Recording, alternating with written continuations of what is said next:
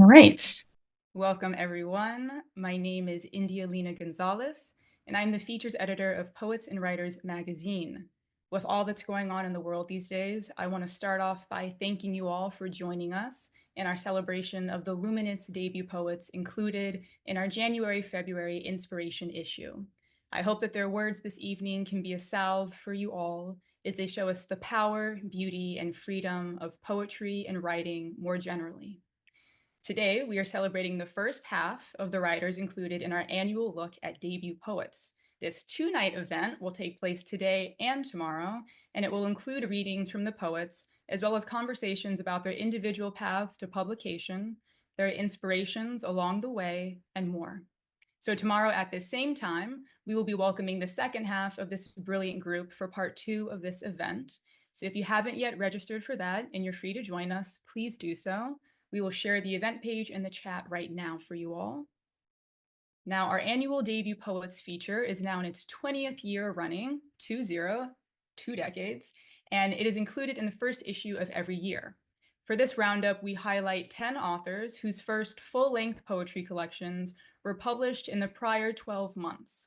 We ask the poets a number of questions ranging from the conception of their collections to what inspires and influences their written work to the practicalities of being a writer, such as how they find time to write and more.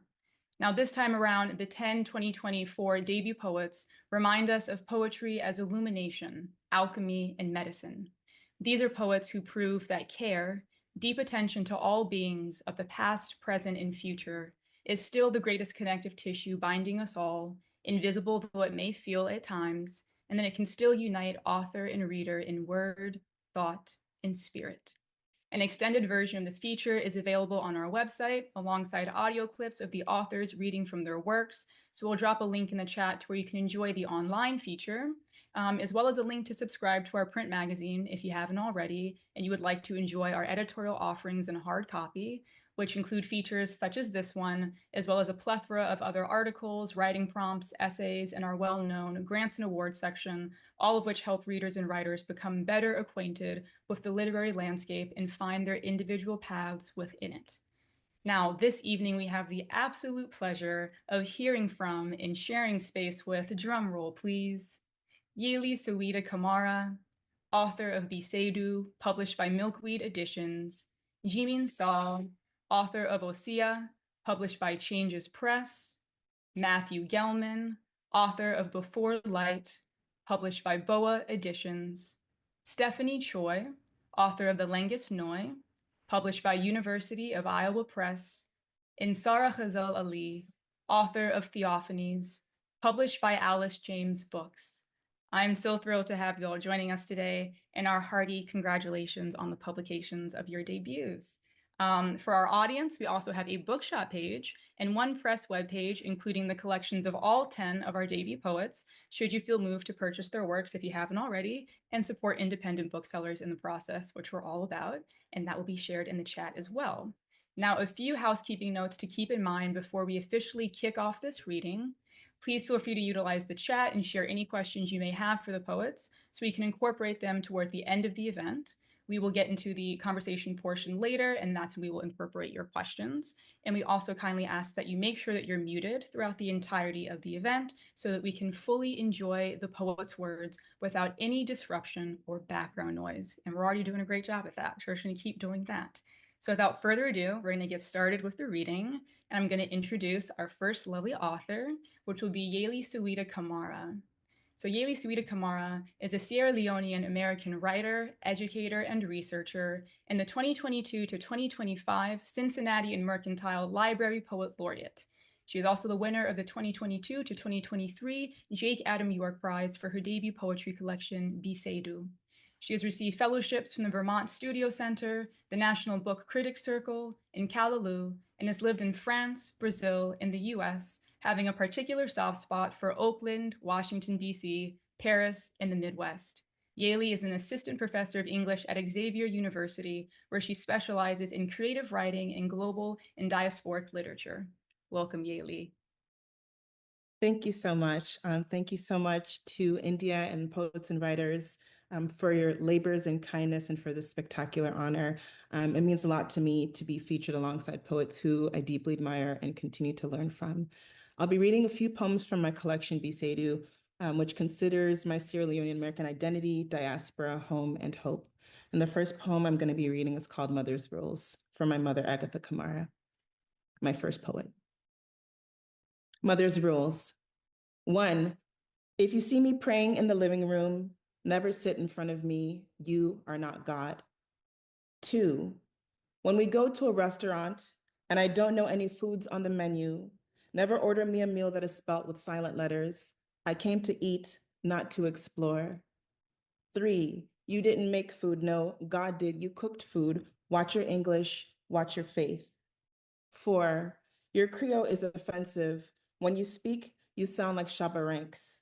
Your accent is funny, but keep practicing. It is the only way we will be able to gossip in peace while at the supermarket. 5, try to learn the language of your lover and his family. They could be smiling to your face and getting ready to trade you for 6 goats and 3 mules during your first trip to their homeland. 6, if anyone stares at you for too long, more than 5 seconds, start speaking an imaginary language while maintaining eye contact. They will be the first to look away. 7, consider the consequence of purchasing human hair wigs, secondhand clothing, and used furniture. Maybe you will feel beautiful and also save money, but you never know whose bad luck or misfortune will be sitting on your head, body, or in the home in which you sleep. Buy what you can truly afford. 8, your father's Muslim, so you are too, 1989 to 1993. I am Christian, so you are too, 1993 to 2012. I am Catholic now, but you keep praying, 2012 to present. 9, you laugh at me now, like I laughed at my mother, like she laughed at hers, like your daughters will laugh at you, and I will live long enough to forgive your folly. 10, just make sure to pray. Amen. The next poem I'm going to read is called Space, and it's thinking about my name and how names that are outside of what is considered normal get disappeared. Space. At the age of 7, a letter was plucked from my name as a test to see who could catch the error, to see who'd care enough to go search for the rest of me. For about 4 months, my name appeared as Yale on the page. A part of me wonders why some names are sweeter than others and become the nectar that pools at the base of our memory. Would anyone let Zabel, Richard, Elizabeth, or Sinclair escape from the 9th letter of the alphabet? Me and my broken name, less heavy than before, began to float away to somewhere else. No search party was sent to check between the monkey bars, under the desks, my cubby, or the palms of my hands. There was no red pen to correct the flaw. Nobody else played the game, so there's no record of the joyful sound that was made when the long lost me found the small brown eye. The last poem I'm going to be reading is the titular poem, Biseidu. While sipping coffee in my mother's Toyota, we hear the bird call of 2 teenage boys in the parking lot. One says. Biseidu, the other whispers, or returns as they reach for each other. Their cupped handshake pops like the first fat firecrackers of summer. Their fingers shimmy as if they're solving a Rubik's Cube just beyond our sight. Moments later, their schwins head in opposite directions. My mother turns to me, revealing the milky John Waters mustache-thin foam on her upper lip. Waiting them Bisei. Biseidu, not English? She asks, tickled by this tangle of new language. All right, be safe, dude. I pull apart each syllable like string cheese for her. Oh yeah, dem nagel padi, she smiles, surprisingly broken by the tenderness expressed by what half my family might call thugs. Biseidu, Biseidu, Biseidu, we chirp in the car, then nightly into our phones after I leave California. Biseidu, she says, as she softly muffles the rattling of my bones in newfound sobriety. Biseidu, I say years later, her response made raspy by an oxygen treatment at the ER. Biseidu, we whisper to each other across the country. Like some word from deep in a somewhere too newborn pure for the outdoors, but we saw those 2 boys do it in broad daylight under a decadent, ruinous sun. Biseidu, Biseidu, we say, Biseidu, and split one more for the road, for all this struggle tumble, drown, be say do we say, to get on the good foot. We get off of the phone, tight like the bulbous air of two palms that have just kissed. Thank you. Thank you so much, Yalie. That was beautiful. Wonderful way to kick off tonight's event, I should say. All right, our next author is Jimin Seo. He was born in Seoul, Korea, and immigrated to the US to join his family at the age of 8. Jimin earned an MFA from Columbia University and a BA from Florida State University. He is the author of Osea, a winner of the Changes Book Prize chosen by Louise Glick, and his poems can be found in Action Focus, The Canary, Lit Hub, Pleiades, Mercury Furs, and the Bronx Museum. His most recent projects were Poems of Consumption with H. Sino at the Barbican Center in London and a site activation for Salazar Sequeiro Medina's Open Pavilion at the 4th Seoul Biennale of Architecture and Urbanism. The floor is yours, Jimin.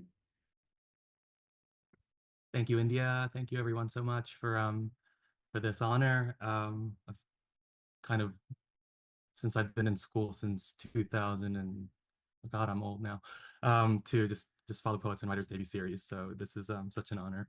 I'm going to read from my book, and I wanted to pick and highlight some queer poems because that's how I'm feeling in particular. And it's a series of exchanges between my friend Richard Howard. Richard, I've broken every promise I've ever made to a man. I undress fireside, the days stink discarded into the fire, the smoke rising like some ill-gotten fortune, an elephant under the canopy of a Bodhi tree crying for the secret herd of his oasis, or anyone who looks like him, until the rain wipes out the vision, and all that's left is a lie, the present man, and the past, undressing to music he can't lie to. My friend, it would have been a match had he not fucked it up. I know family is a sore topic, but if blood ties can be so neatly cut, it's good practice to singe the loose ends with a lighter, so the rest of you remains more or less intact. A scab isn't a bad deal, and even an old stump has a good shot at renewal. Dear, if I'm being perfectly honest, I'm scared. The last time you were cut for being queer, you sat through 8 hours of exorcisms. A year after that, flew back circumcised. What returns do we ever get for suffering who we are? Shouldn't an occasion for any kind of love be cause for joy? So don't blame me for trying until you find one yourself. Richard, what is a lover but a reenactment? The public holds to a corner, the rain of apples dissembling, a pleasure to hunt, our radiant queers, holding hands as if what we resemble nears, the round wound shelled into our backs as far back as we last, from the kingdom of loneliness, hopscotching after a lover tossed. Footbound, shocked flamingo went to flight by a cuss shot, the absent flare of a pink wingspan shrinking into the distant pink of himself.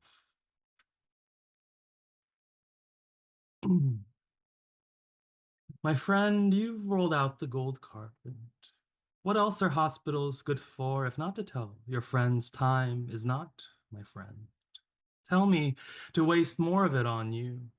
Bring me a pair of socks I'll darn for fun, a satchel of plums from that street vendor, the largest umbrella I can fan out to block the ghastly white light in Eden, Texas. Do I explain my doddering, pocked as my brain is by the friction of casting after my own name? I catch what light slips me, the name of a fruit, its color, the good taste of purple, a visitor's too friendly voice, as if I too am divided into fractions. I won't remember your name either, my dear friend. You read me poems, mine and yours warped into a pain I feel gladly to remember. We were translating L'Éducation Sentimentale, and I called it a school for feelings. Bach's Fourth French Sarabande turned its repeat, and Moreau just betrayed Cecile with a kiss. A body's betrayal is better with affection, I am at last feeling. School is out. See you. My friend, I receive you in my voicemail. That's the best I can do for now, I'm sorry. Just as well to keep you on the ribbon tape a while longer than your usual high tenor wavers. Timorous, ghostly, a bit of eternity if an eternal shame, another call will banish your soul voice to sell me on my paper's value. No, thanks. My friend's alphabet isn't fit for purchase, and I like their words near to me. A poet's room is a grave, my dear, of friends. Shout out their names, and they shout down, hold me. Isn't love possession? In any event, I'm happy to carry you in this device. I hope I don't forget it. You're just swell. Bye, dear. Richard, forget it. Forget the lesion in my voice. Forget me not stuffed in the dismembered trough of my pig-idle throat. Guardian to shopkeeper prayers. Every morning double their riches, or at the very least, not have their blood child ruin what they built up from nothing. I am a child of nothing. That is to say, I'm a child of books and the voice they sang into my body, and like a ghost stole my voice to sing whatever they have to say to you, in my first language, in every language. Not for sale, not for sale. 사라지는 팔자. 나는 모야이다. 나는 시밖에 모르는 아이다. 글이 내 음악이고 글로 내 몸을 지었고 귀신처럼 혀가 입에서 날아가든 귀신처럼 혀가 돌아오든 처음처럼 끝까지 변한 없이 못 파는 vanishing destiny. Thank you everyone so much. What an absolute treat. Thank you for that, Jimin. All right. Our third author this evening is Matthew Gellman. Matthew's debut collection, Before Light, was selected by Tina Chang as the winner of BOA Edition's A. Poulin Jr. Poetry Prize. He has received fellowships from the National Endowment for the Arts, Brooklyn Poets, Adroit Journal's Janikian Scholarship Program, the Saltonstall Foundation for the Arts, the Breadloaf Writers Conference, and elsewhere. He is currently a PhD candidate in literature and creative writing at the University of Southern California. Take it away, Matthew. Okay. Thank you so much, India, for putting this together. It's, been an amazing journey to go through this process and to be here with such great company and so many debuts that I love and poets that I've admired even before we had books. It's really exciting. So thank you so much. So I'm going to be reading from Before Light, which came out in April. It took a long time to put the book together, still kind of surreal to hold it in my hands, to be honest with you. And I'm just going to read a couple. The book mostly focuses on the speaker's experience with queer coming of age, as well as the familial ruptures that surrounded that experience, right? So I'm going to read one of the first poems, which is called Replica. Replica. I wear a gray sweater not unlike the one my father used to wear, his beard beginning to hang from his face in his student years, dew pooling on the sleeves. I see him walking to the autumned campus with a cone of chrysanthemums flaring in his hand, swaddled in newspaper wrapping, each petal slanted a little, as memory is. It's easier to go back this far, past marriages, mornings of dressing for work in the dark, his voice slick with caffeine, mud on the front lawn clinging to each jaded step.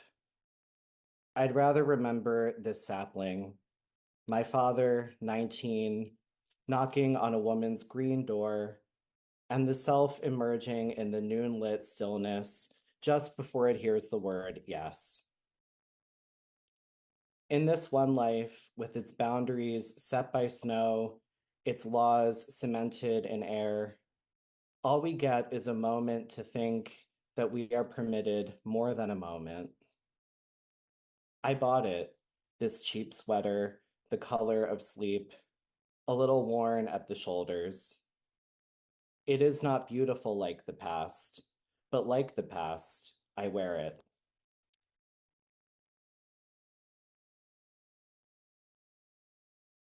Homecoming.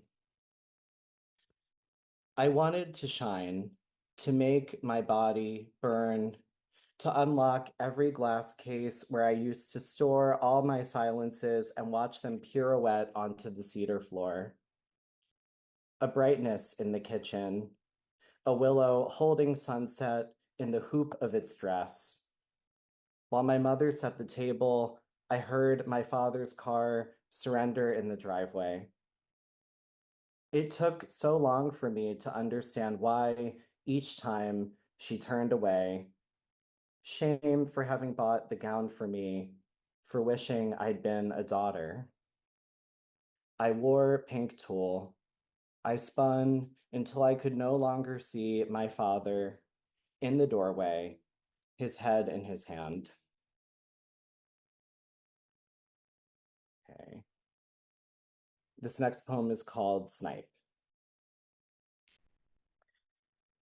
His low, madrone-colored drumming skitters over the knotted tuft of marsh like a siren skimming the unkempt songs on the insides of our throats thirsting for sun.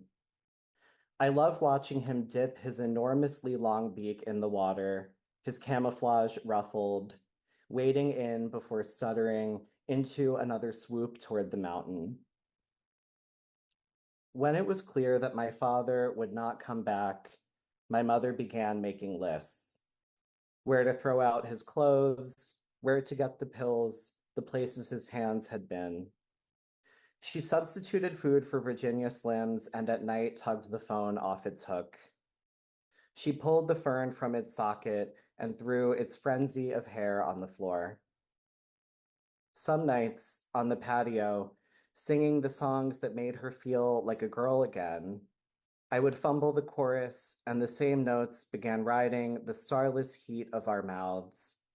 And though this didn't call him back, though we knew it wouldn't, though we could barely look at each other, this is how I've used my voice since then. Not to be beautiful, not to contend with whatever question each season is singing, not even to try to convince anyone I am sane and going to be all right, but more like the snipe veering over this soggy meadow, calling out to no one, just using his voice to know that he is here. And I'm just gonna do one more. This poem is called Night Logic, and it references the Matthew Shepard murder. Night Logic. The day a boy was discovered roped to a fence, his body an emblem of aching, the cyclist who found him there mistook him for a scarecrow.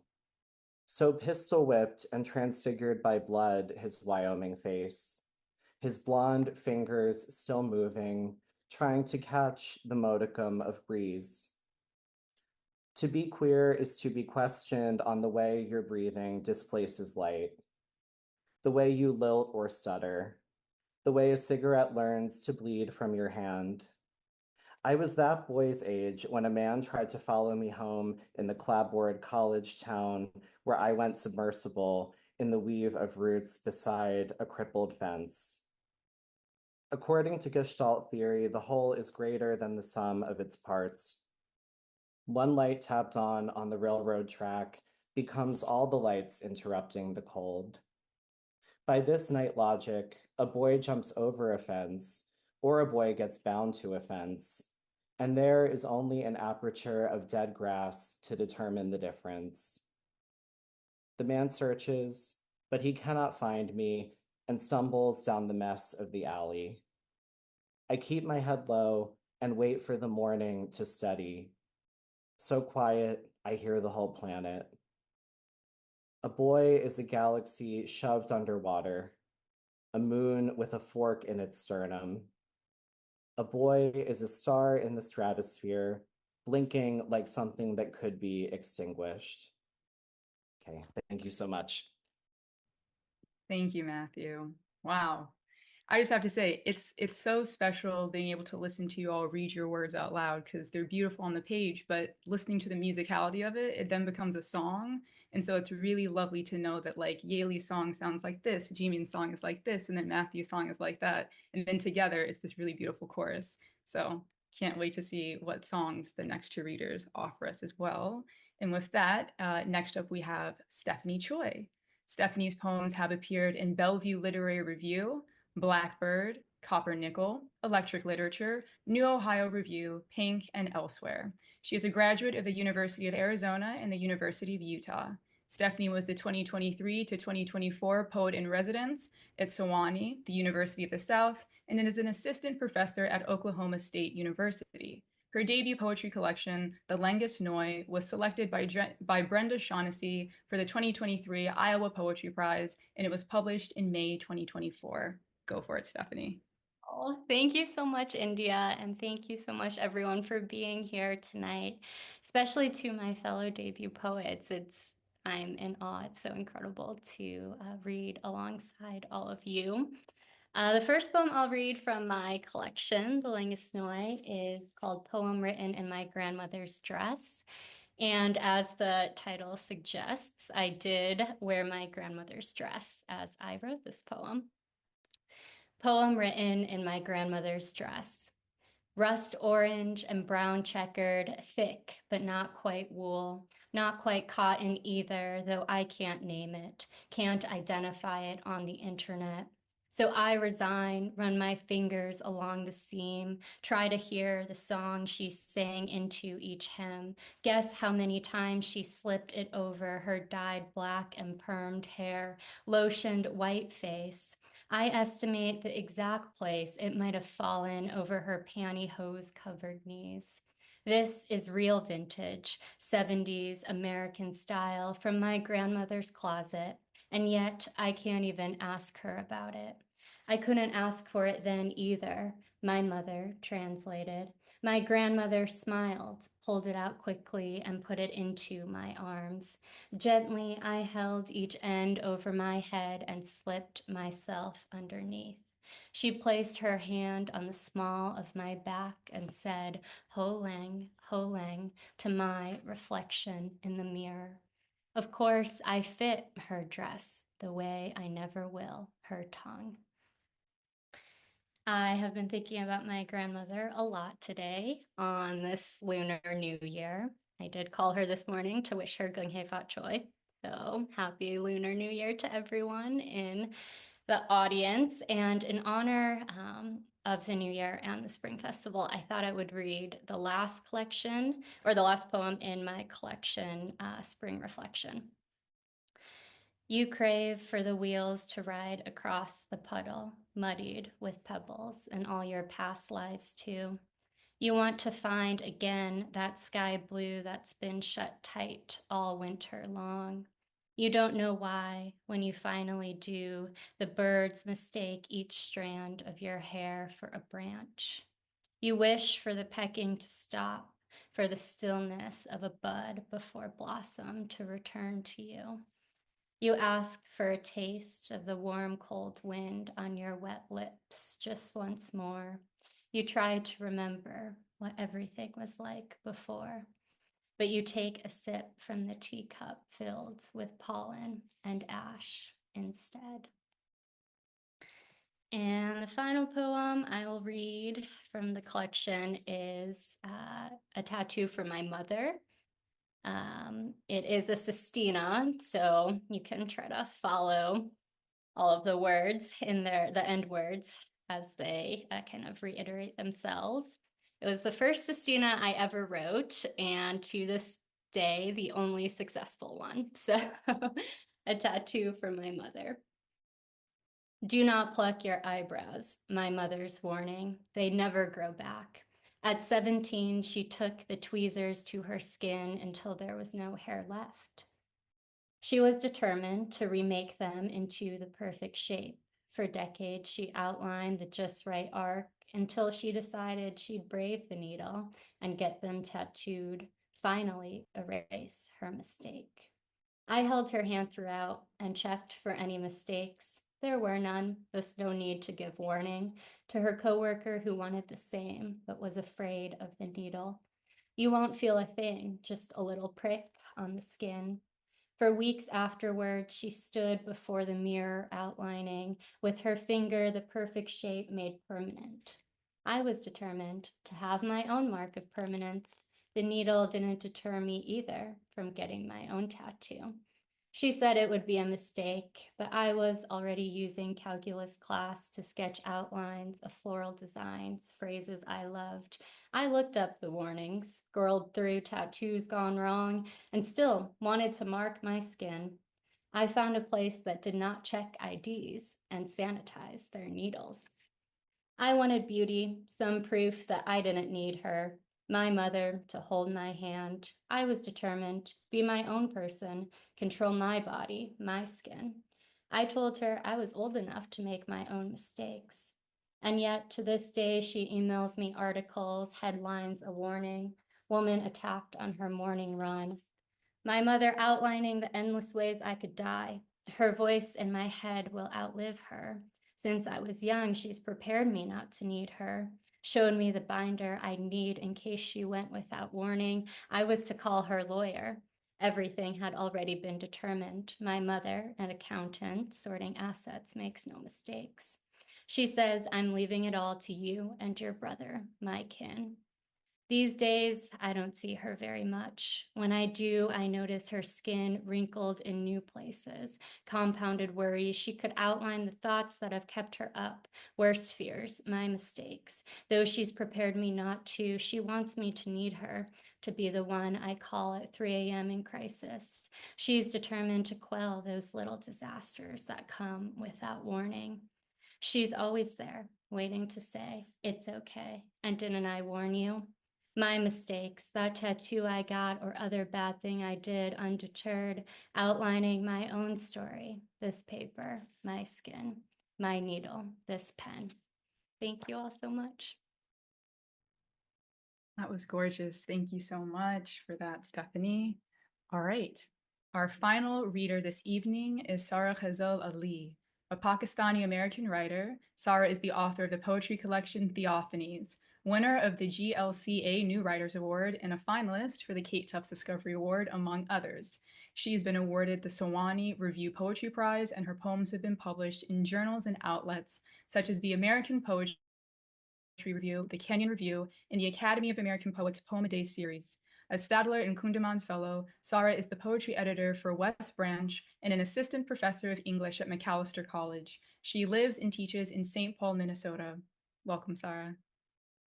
Thank you so much, India, and to poets and writers for having me. I'm in such luminous company, and I'm really deeply honored. And I've been reading and obsessively following this series for close to a decade, just trying to figure out how people write a book. And it's an honor to contribute to that choir, I would say.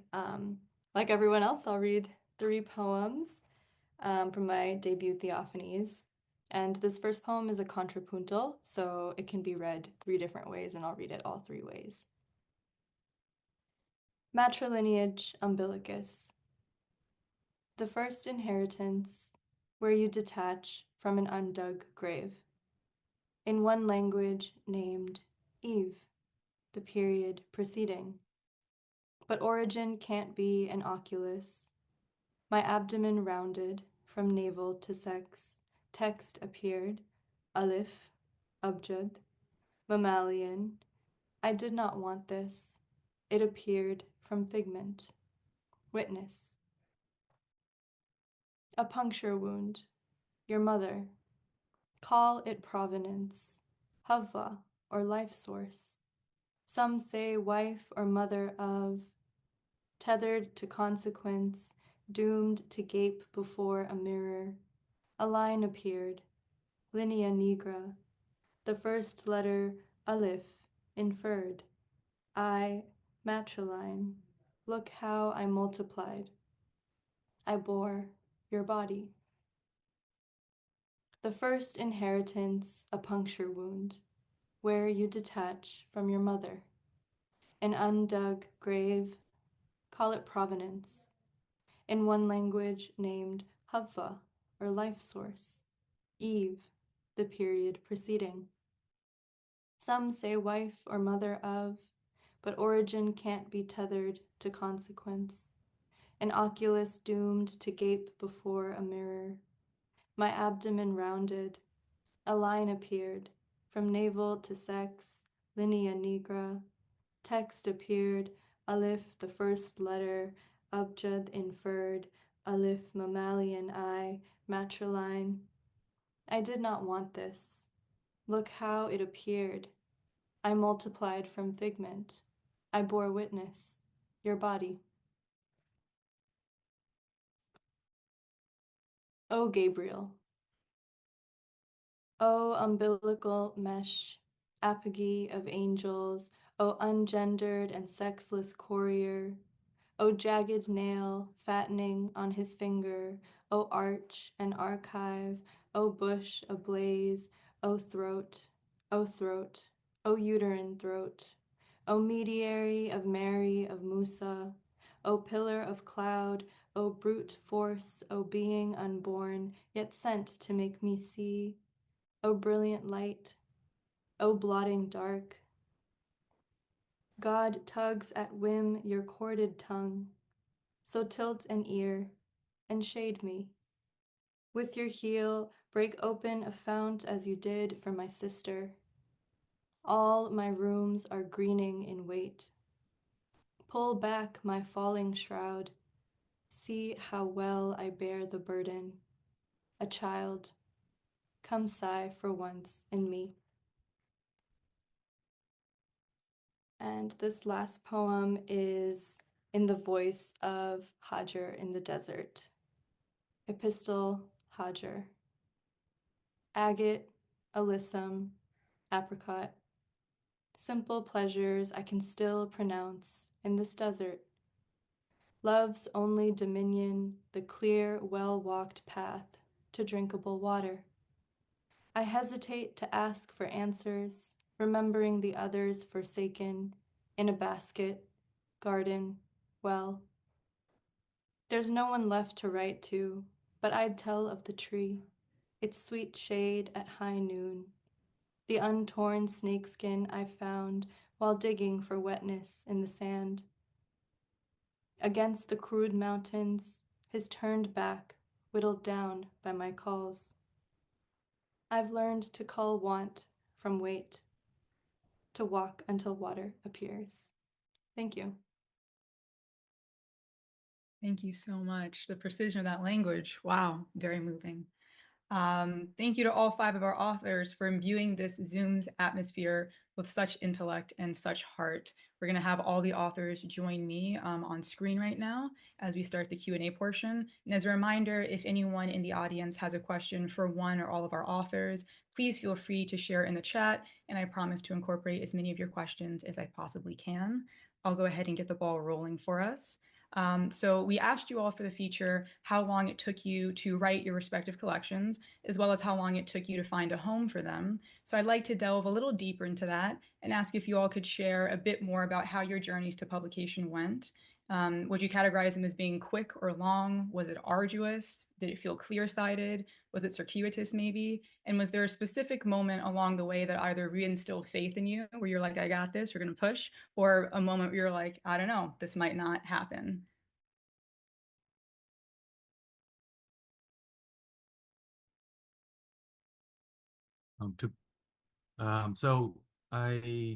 For me, it was when I started the MFA, it was mostly focused on craft, and the idea that publication was even an option wasn't really pushed that much.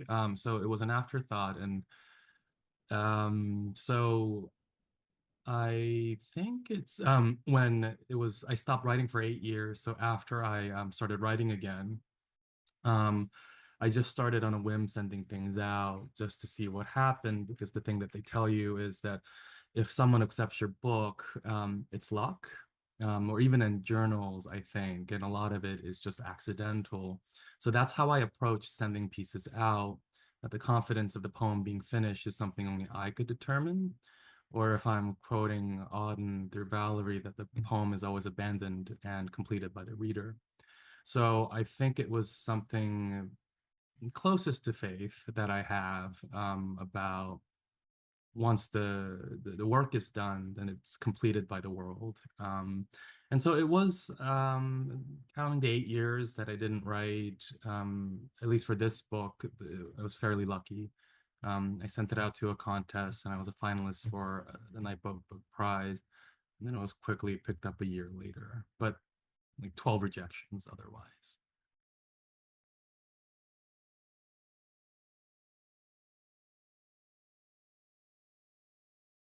I can go. But I did have a lot of luck with my process. I wrote this book mostly at the University of Utah when I was getting my MFA. And the day after I left Utah, on June 19th, after I graduated, I got a very cryptic email from the University of Iowa Press telling me that the director wanted to talk to me about my manuscript, the longest, no, I spelled wrong, and he wanted to call me. And so I called him back, and he told me that Brenda had chosen it. So all I needed to do was leave Salt Lake City in order for good things to start happening to me. But it was an unusual process, I think. Again, just everything in the universe made it work, and I feel really lucky about that. I also believe that I really just focused on my own writing. I wasn't too worried. I wasn't too anxious about publishing it. I just started submitting it because it felt done. And then it kind of just happened in the way that it did, which I'm very grateful about. So thank you, Brenda. Thank you, University of Iowa. Thank you, the I-10 leaving Salt Lake City.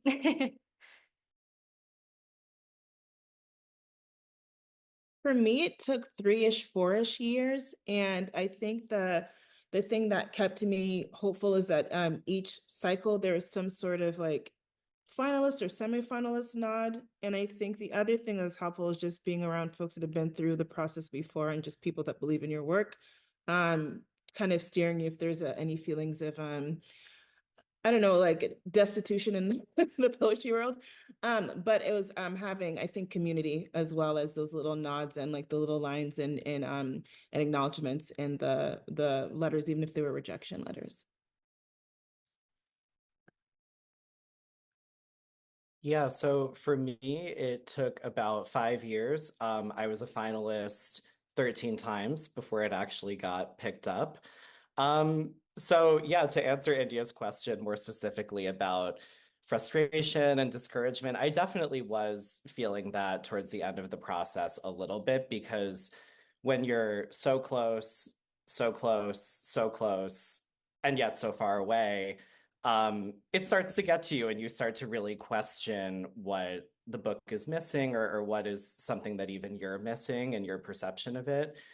And what I kind of started to realize is just that I had to take the pressure off myself and just keep going and just keep committing to the work. But also, the Philip Larkin poem, High Windows, I always think about the line with the combine harvester in that poem, right? Something that's so out of left field and surprising and almost doesn't belong there, but yet it makes the poem even more memorable, right? And it's one of the best lines I've ever read, right? So ultimately, it pushed me to kind of take more risks in the writing and to really ask myself, like, what is the thing that you haven't said in this book yet? Or what is even a topic or a kind of poem that you haven't tried? So it just kind of pushed me to keep the clay wet, keep improvising.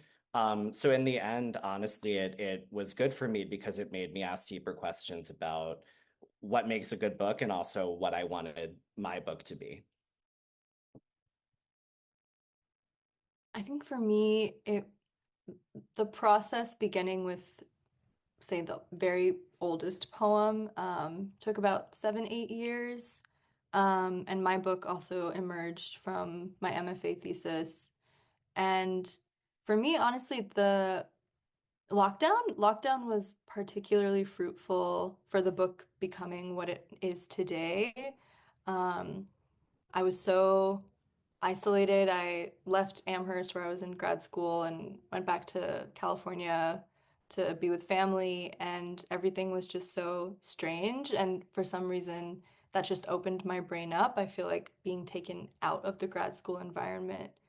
I feel like I didn't know what else to do, so I just revised and revised and wrote and wrote. And I remember in 2020, a lot of poets were doing online workshops for free, and everyone was doing all these classes all of a sudden to distract us from the horrors of the world. And I just threw myself into all of those, and it was really, really generative. And so a lot of this book is very much, even though it started much, much earlier, it ended up being a 2020, 2021 pandemic book. And I graduated from my MFA in May of 2021 virtually, and then revised some more, and then decided to just send it out that fall to see if it would get maybe a semifinalist nod or some sort of tiered rejection.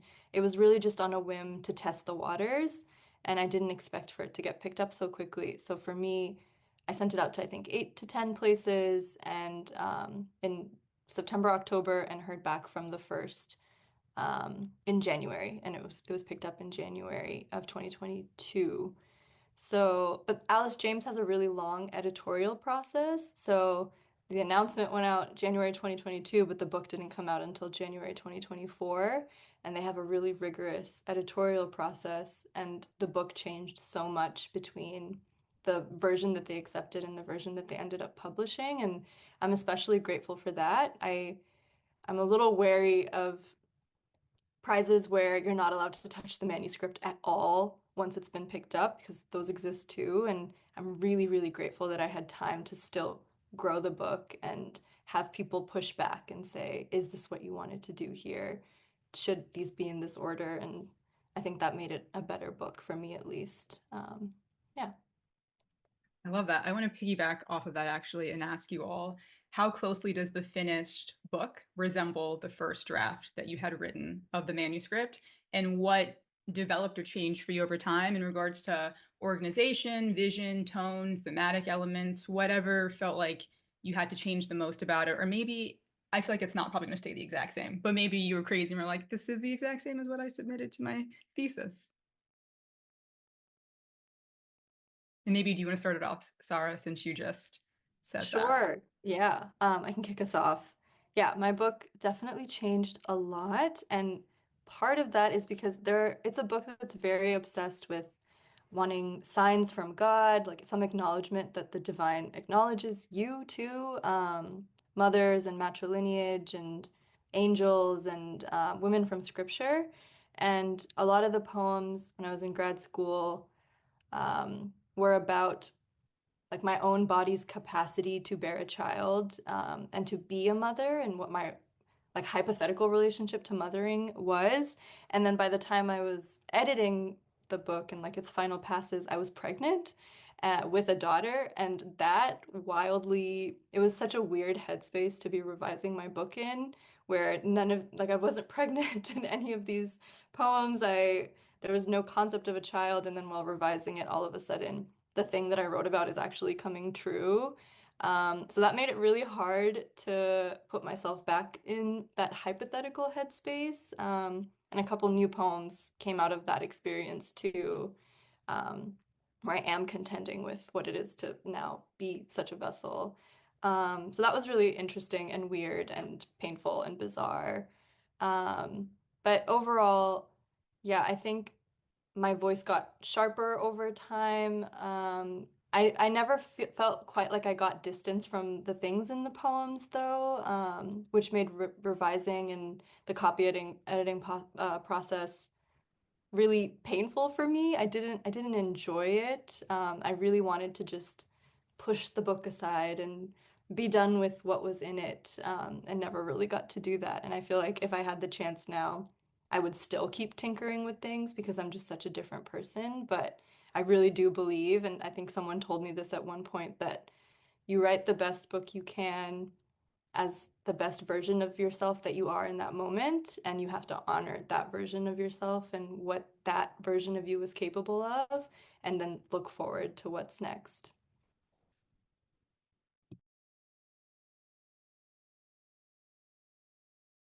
Yeah, I definitely would echo what Sarah just said. I feel the same way. And I think something that really was important for me, thank you, therapy, honestly. This is what really helped me finish the book, was going to therapy. But specifically from going to therapy and taking another look at my childhood, and the older I got, seeing more complexity in my experiences, that definitely helped open up more possibilities in the work, because I think so many of the poems in Before Light I wrote when I was so young, and I had such a clarity of vision about who was good and who was bad, who was right and who was wrong, right? What the sources of the speaker's pain were. And while that's not necessarily untrue, and I stand by the poems that I wrote when I was 20, just like I do the poems that I wrote yesterday, um, I think examining those topics more deeply the older I got meant that I could talk about things with a little bit more nuance and depth, and kind of approach them from different angles, right? So instead of this like hero villain dichotomy, right, or good bad dichotomy, I started to kind of push against that and try to bring a little bit of nuance into how I was talking about my own life. And I think once I was able to do that more and a little bit more mature, that's when I feel like the book sort of came together.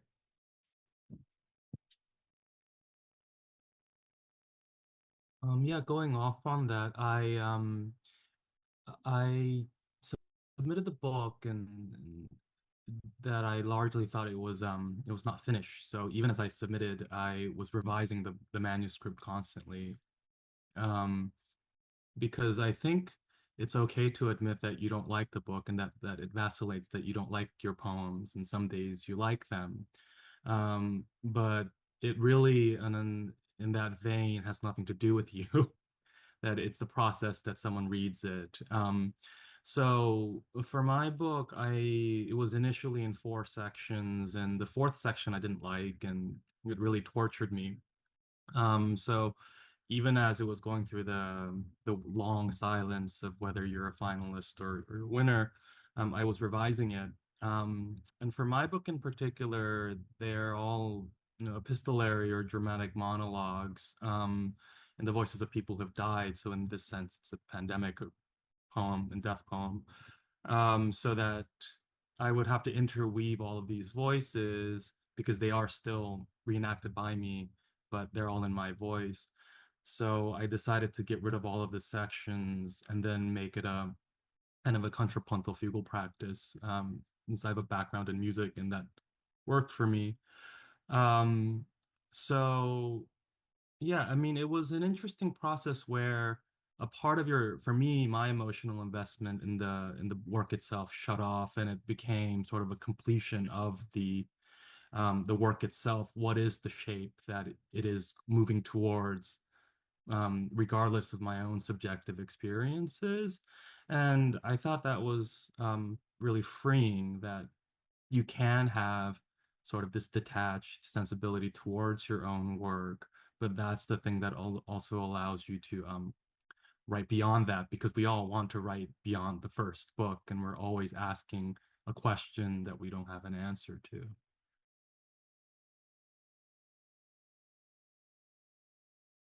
I guess to jump in also, my book didn't change very much from the manuscript that I submitted to what was published, but it did change a lot between my my MFA and my PhD. And so I think about half of the collection, or half of my thesis was were the makings of Biseido, and the other half was published or was written during my PhD. And I'm grateful for that extended period of time, which is like 7-year span, because it allowed me to become a more honest writer. And so there are topics that I didn't have the sort of the courage or confidence to explore in the MFA that I was able to explore in the PhD. So I'm grateful for the gift of time. And in that way, I think that was like a major marker shift in the collection. And also I moved the titular poem from like the 34th or 35th page to the 6th page. And well, not I moved it. It was a recommendation from Felicia Zamora, who's on my dissertation committee. Shout out to Felicia. And what that allowed for me to do is I think she said there's something about the way that your thesis like of the book is opened up in that way. So how are you introducing folks to some of the main thematics of your work? And so actually after I made that move, that's when the book was picked up. So I do believe that there was a lot of truth to what she was saying as a writer and as a reader. Okay, I will chime in. Similarly to you, Matthew, the first draft and maybe the second draft of this book was very kind of compartmentalized, and I was thinking very kind of I think I had a section that was all about the body, a section all about language, and then a section that was about maybe travel. So it was not super woven together, right? It was like very kind of clear-cut hero villain, right? It was just separated in that way. And I will say I had very good classmates. So that's one of the things that I'm very grateful for during my MFA at Utah. I think just being in that community and kind of being challenged by the poets that I was with really helped. And I had a really great advisor, Paisley Rechtel, who really helped me. She asked me very hard questions about the book, ones that I thought were difficult at the time, but ultimately it challenged me to reorder the book, right? To weave some of the concerns, braid some of the concerns, right? And think about how poems really speak to each other rather than kind of compartmentalizing each theme, which is how I thought about it originally. So that was extremely helpful. And yeah. And so I, the first draft of the book I wrote for a manuscript workshop my first year of the MFA, and then I worked on revisions of the manuscript the second year of the MFA. And, it did get picked up very quickly, but I did work quite hard. I spent a lot of early morning hours trying to think about, once I had the original draft, trying to think about what poems I needed in order to kind of create motifs and in order to make the terrain of the book more rich, right? So I think once you have a first draft and you have kind of trusted readers and advisors to look at it, they will suggest, you have this poem. How could you have a poem that speaks to it, right? Or that kind of thinks about it differently. So that was really helpful for me. Lovely. Thank you all. We've got a few questions in from the audience, and I'd love to squeeze two of these questions in if we can. So maybe like a little speedy round. But let's start with this one. So you know how some artists, they carry sketchbooks with them at all times. So if they see anything interesting throughout the day, that they can sketch it out. Do you find it helpful as writers and poets to carry around a notebook at all? And do you write down any ideas that might spark poems later on? Maybe use your notes app on your phone. Do you do that? Is that part of your process? Yeah. Yes. I have 3 notebooks, 3 journals on the bottom of my backpack right now. So they're just like, I don't know why I carry 3 with me. I don't know, whatever the feeling or the mood is. So I have those. I use voice notes to record thoughts in myself as well as sounds around me is something that's really important to me. And I write a lot of things on the back of envelopes. That's something I learned from my mother. So that's like a nice little place to length and size to write down notes and not to become too overwhelmed. And Emily Dickinson, the envelope poems.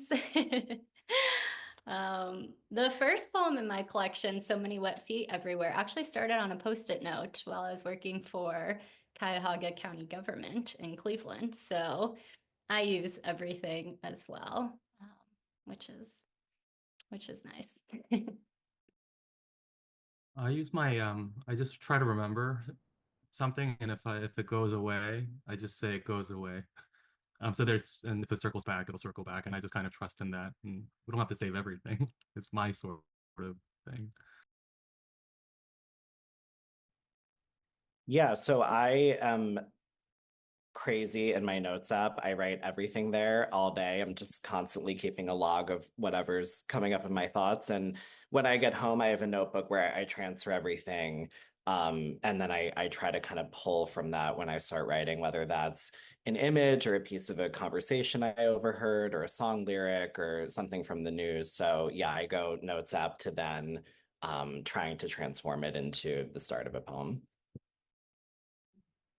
I have very haphazard notebooks. I tend to start things and then get distracted mid-thought, and so they'll just be half sentences. So I have recently switched to my notes app because I can just quickly do the thing and hold on to it. But the most dedicated I am with keeping a notebook is if it's a reading record.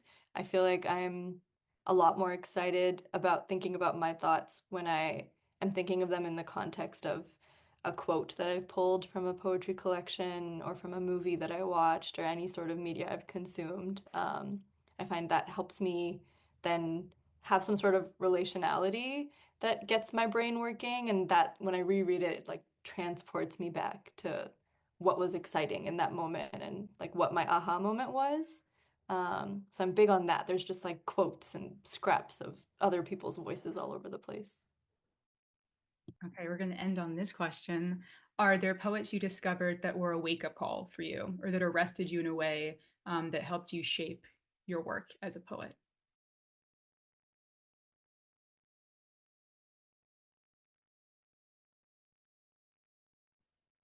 I discovered Marie Ponceau. I think that's how you pronounce her last name. But I was never taught received forms in my undergrad at the University of Arizona. We read all contemporary work and kind of the avant-garde and experimental stuff. So I didn't learn what a villanelle was, a sestina, until quite late, and I taught myself. So she was very helpful in understanding received forms. And yeah, I found her collected works at oh, now I'm gonna forget the name of the bookstore, but it's in Northampton, Massachusetts, right on the main Tom's. I think Tom's bookstore. There's one in Provincetown too. So that's where I found her collected works, and she definitely influenced me kind of later in my poetic awakening.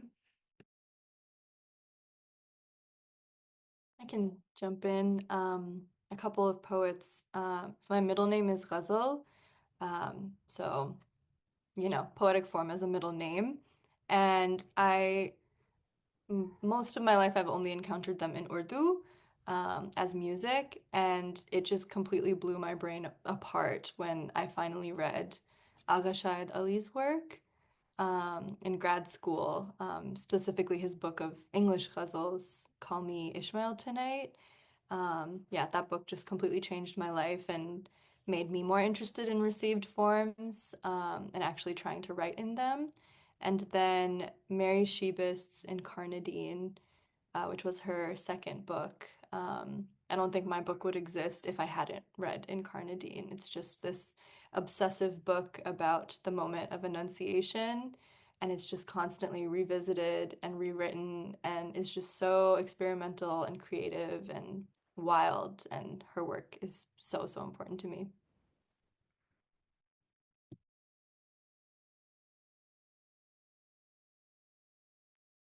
For me, it was Teresa Kyungcha Dictate, which I read in undergrad. Thankfully, a grad student gave it to me. I didn't understand any of it. But the idea of translation as a narrative also was quite important to me, to understand that you don't have to disclose everything to the reader, because I think poems, even as it's known to be cryptic and difficult, it's supposed to reveal something fundamental, but I think there is this idea of refusal that's quite important for the preservation of the poet as a real experience. Um, and the other poet was Richard Howard, who was really dear to me. And the idea of dramatic monologue or speaking and not singing was quite important to me, the distinction between what is a singing line versus what is a spoken line, because I come from a classical music background and everything was meant to be sung, although that's debatable. So those two figures are still important to me, that you can sort of refuse the reader and refuse yourself, and that's also a legitimate kind of poetics. Yeah, for me, Louise Glick has just always been such a touchstone. I'll never forget the experience of reading The Wild Iris. I stayed up all night. I could not put it down. It was completely transfixing for me.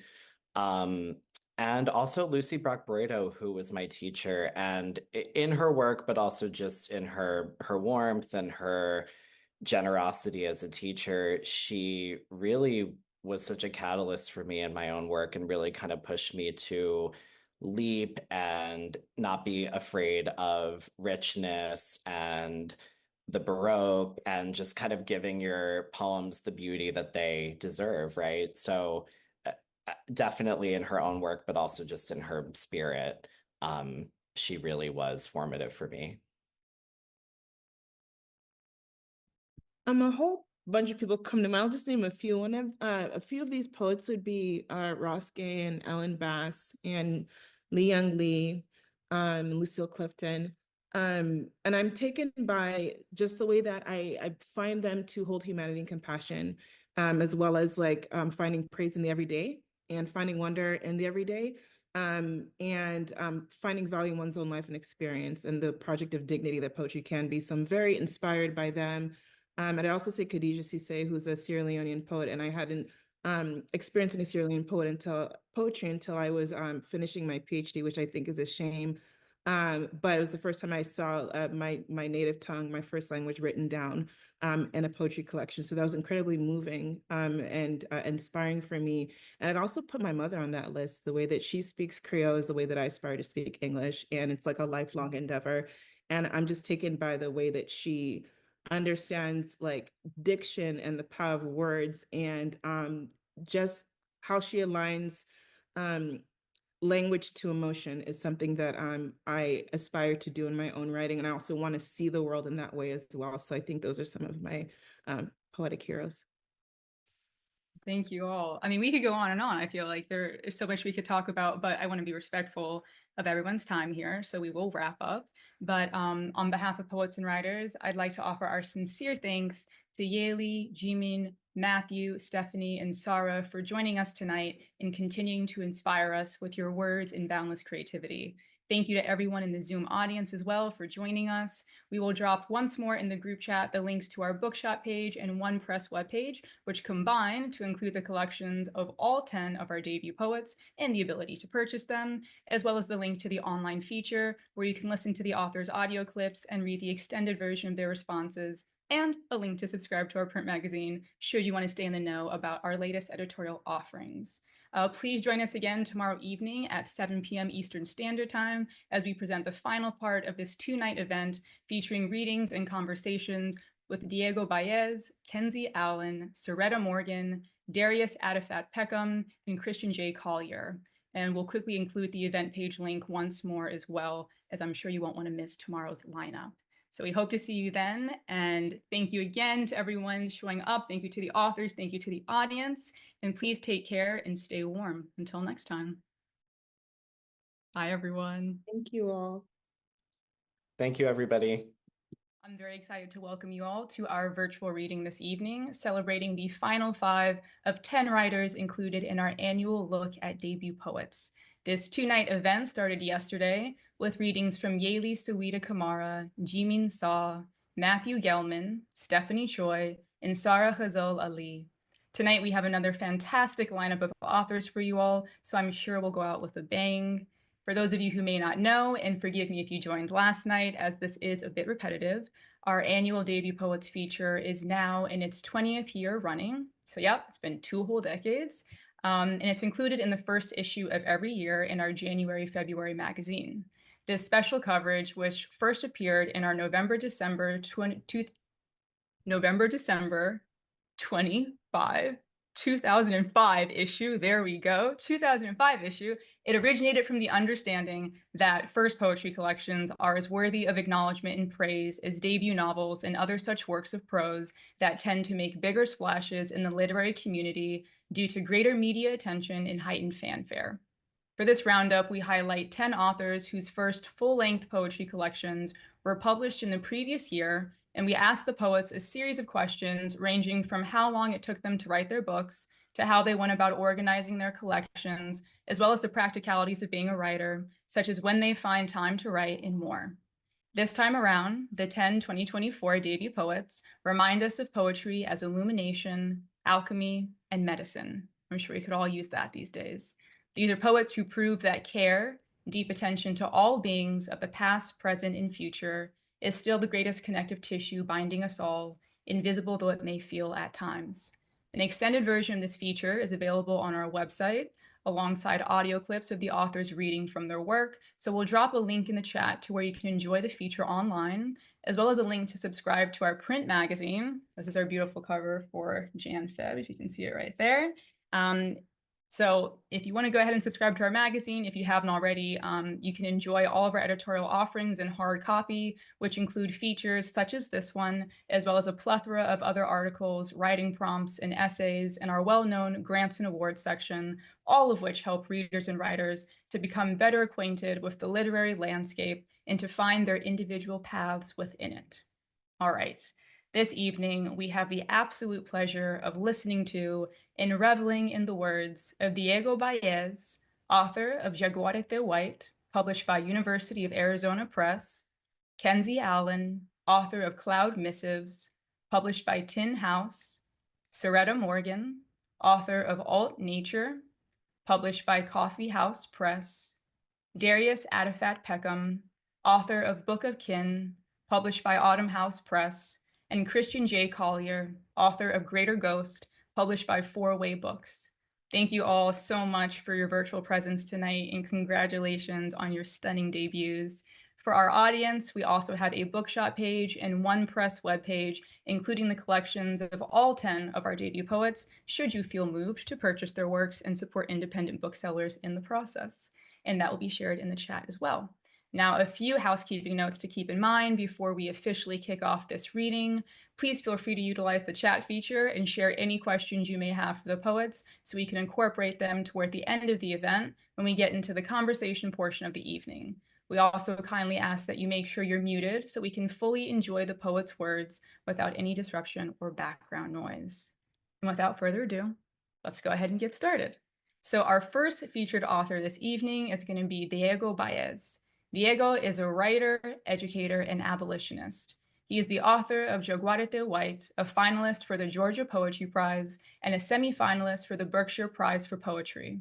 A recipient of fellowships from Canto Mundo, the Surge Institute, the Poetry Foundation Incubator for Community Engaged Poets, and Dream Yard's Radical Poetry Consortium, Diego has served on the boards of the National Book Critics Circle, the International David Foster Wallace Society, and Families Together Cooperative Nursery School.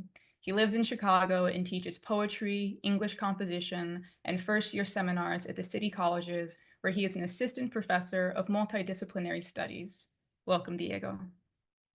Thank you. Thank you, India. Thank you, poets and writers. Thank you, everybody, for being here. And I'm so grateful to share this space with these brilliant poets. I mean, y'all are so brilliant. I would like to read a few poems. This poem is called The Assumption of Whiteness. It's not so unusual for a young boy to experiment with his mother's dress. Heels and pearls, all the cute paraphernalia Hallmark has the courage to depict in sweet sepia on its greeting cards one aisle over at the Walgreens. Even more common is the purchase by a nurse, the mother of a young boy, of Clinique green tubes of flesh-colored concealer, key to hiding the bright red blotches on her late-blooming child's budding chin cleft. Still, is it strange for a preteen in Normal, Illinois, to deflect the question from classmates, "Are you wearing makeup?" He said it was a medicine, this application of a basic white. but the girls knew better. Boys always mistake concealment for a cure.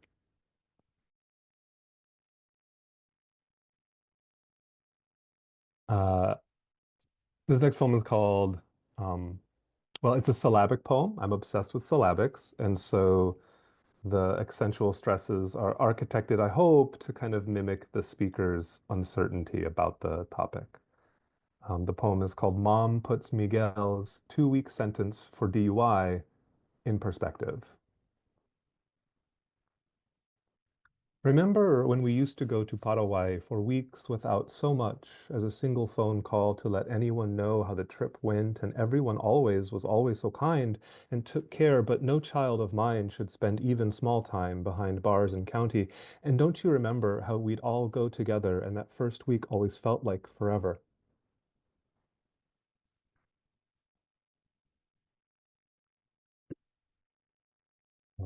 This one's called Special Drawing Rights. Imagine the young boy perched, cross-legged, sketchpad in hand, a gift from his grandfather, this free time to bring daydreams into deep color. An iron cannon in Cantini Park, suburban green space named after a battle in France. At the time, in that present, Grandpa unpacked a picnic of brown bags, carrot sticks, and sandwiches, an apple, a cookie, the wartime rose on his forearm fading to a dark blur, flesh burnt into service. Whereas nation states purchase these baskets of currency, securing their position in the hazard constituencies of history, I carry a reserve of foreign exchange assets. Abuela in her kitchen, shaded by mango and lime bowers. A tin shack and brick oven out back, not the big addition with plumbing and gas line, electricity and cell coverage, a solid 4 bars by the pigsty. So I must remit myself back into this picture, what the grandfather fought for, this momentary freedom, what the boy rendered as just another pretty garden, a war weapon, a memory.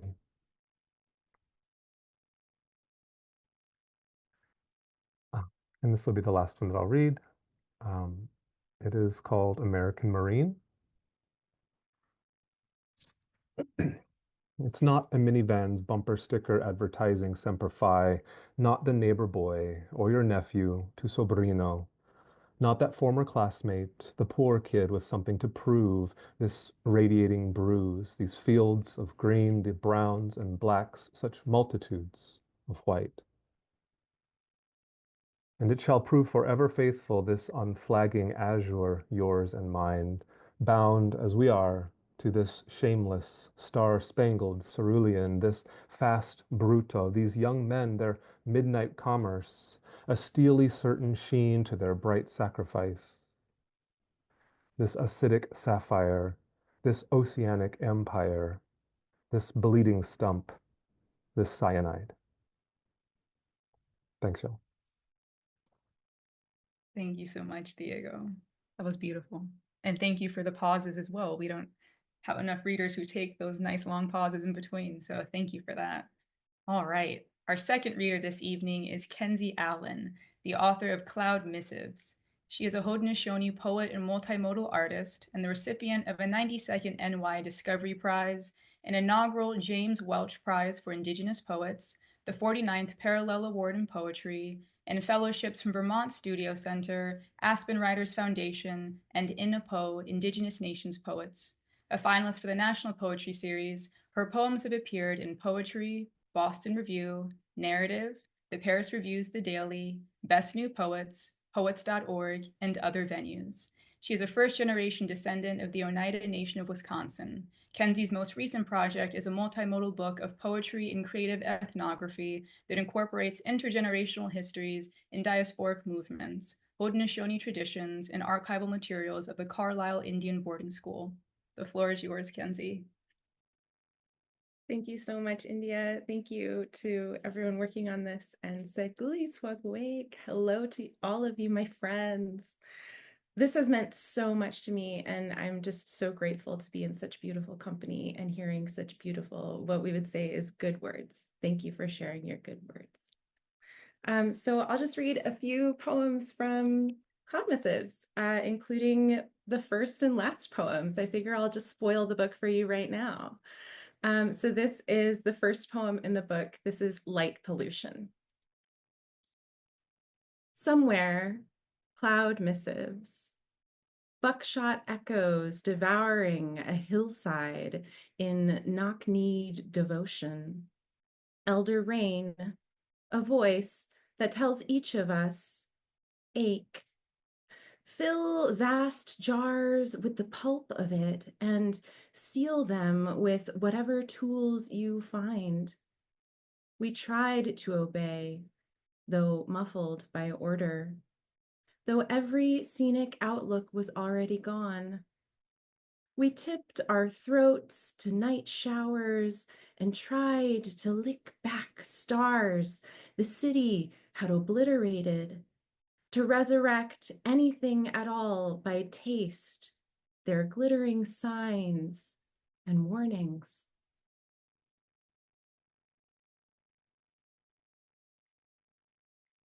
This is a poem about the Native American Graves Protection and Repatriation Act. There's quite a long epigraph that I won't read that includes a lot of legalese, which is very strange and kind of alienating as far as if you remember that these are not just ancestors, but family members that we're really talking about when we're talking about funerary remains. So this is in honor of NAGPRA, which was only passed in 1990, by the way. So we're still working on these laws. And this is called repatriation. Sun-bleached bone and sticks wrapped with the skins in which we loved them, or nestled and charred by the broken hearth, clutching the wing of a swan to ward spirits, or wormwood, beechwood, cherry oak, pine, slatted and nailed neatly under 6 feet, or in hard times, even stacked above one another, so that the bodies collapse like floors of ruined buildings, sighing into the coffins below. Or piled, piled, piled, piled, piled, piled, nameless, done in, piled, piled, piled, piled, buried over quickly in the night, or in personal collections, in trophy cases, or in pieces, piled, cataloged and inked with the smallest numbers along the cranial spline, packed amid boxes in the basement of the Longhouse Museum until proper funding can be acquired for a proper display. Red taped and returned, gathering dust, far from the longhouses you knew.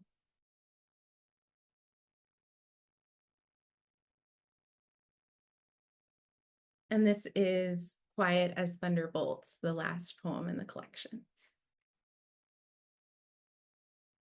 And I just want to say, Yowanko, thank you to everyone.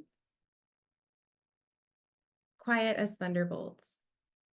And I kept it from you like a kill, my name, my legacy, my shoulder chip, and the small hollow beneath where I can be wounded. The longhouse I whittled to matchsticks, abalone filling up with hair ties, coin bank buffaloes and iron turtles, a pan flash of identity, an almond eye watching from between the white bookcases and photographs of cities, orchards, graves. A lonely ironing board left to the street outside our old place. Candles I lit in Lisbon for all the women I have loved. Animals who are no longer with us. Animals who are no longer ours. So much landscape I can't tend to, wide as a child's face, and crumbled in drought, rimmed in salt. I kept the water lily, how Bear Clan was given the medicines, name giver, and how she made me darker with her words. The turquoise ring and how it pleases the spirits to give that which has been so admired. The sweet grass in my sock drawer, the exact volume of air I can fit in my lungs and belly as I try to swallow and breathe its sweetness. Every bead, every loop of every treasure necklace. I kept porcupine quills in my throat. I let the water drown me every night in my river bottom canoe. I've been sleepwalking since I got to this earth, since they brought up the soil and made an island, those who did not perish in the dive. Since the island crawled into a continent, I've been shell and memory, calendar and hearth. Yawanko. Oh, Kenzie, thank you for that. You read that almost like monologues, which was so, wow, emotional. That was beautiful. Thank you. All right. Tonight we're doing poetry with capital P. We're just going right into it. We're not even warming up, apparently, so let's keep it going. Our third reader this evening is Saretta Morgan, the author of Alt Nature, Coffee House Press, winner of a Southwest Book Award, and the chapbooks Feeling Upon Arrival, Ugly Duckling, and Room for a Counter Interior, Portable Press at Yo-Yo Labs. Her work engages ecologies and forms of connectivity that develop alongside processes of U.S. militarization. She has designed interactive language-based programs for the Whitney Museum of American Art, Carnegie Museum of Art, Dia Beacon, and MoCA Tucson, among others. Her literary work has received support from the Foundation of Contemporary Arts, the Center for African American Poetry and Poetics, Arizona Commission on the Arts, Arizona State University Center for Imagination in the Borderlands, and elsewhere. Take it away, Saretta. Thank you, India. Thank you, Marva. I'm going to read one poem from my book. And before I do, I want to say that writing Alt Nature was like a process of thinking through the ways that I saw militarization presented in the deserts I lived in. And a lot of that kind of like forced me into a space of thinking about my own history with the military as a veteran, and kind of getting past enough of my own trauma to see myself in a lineage with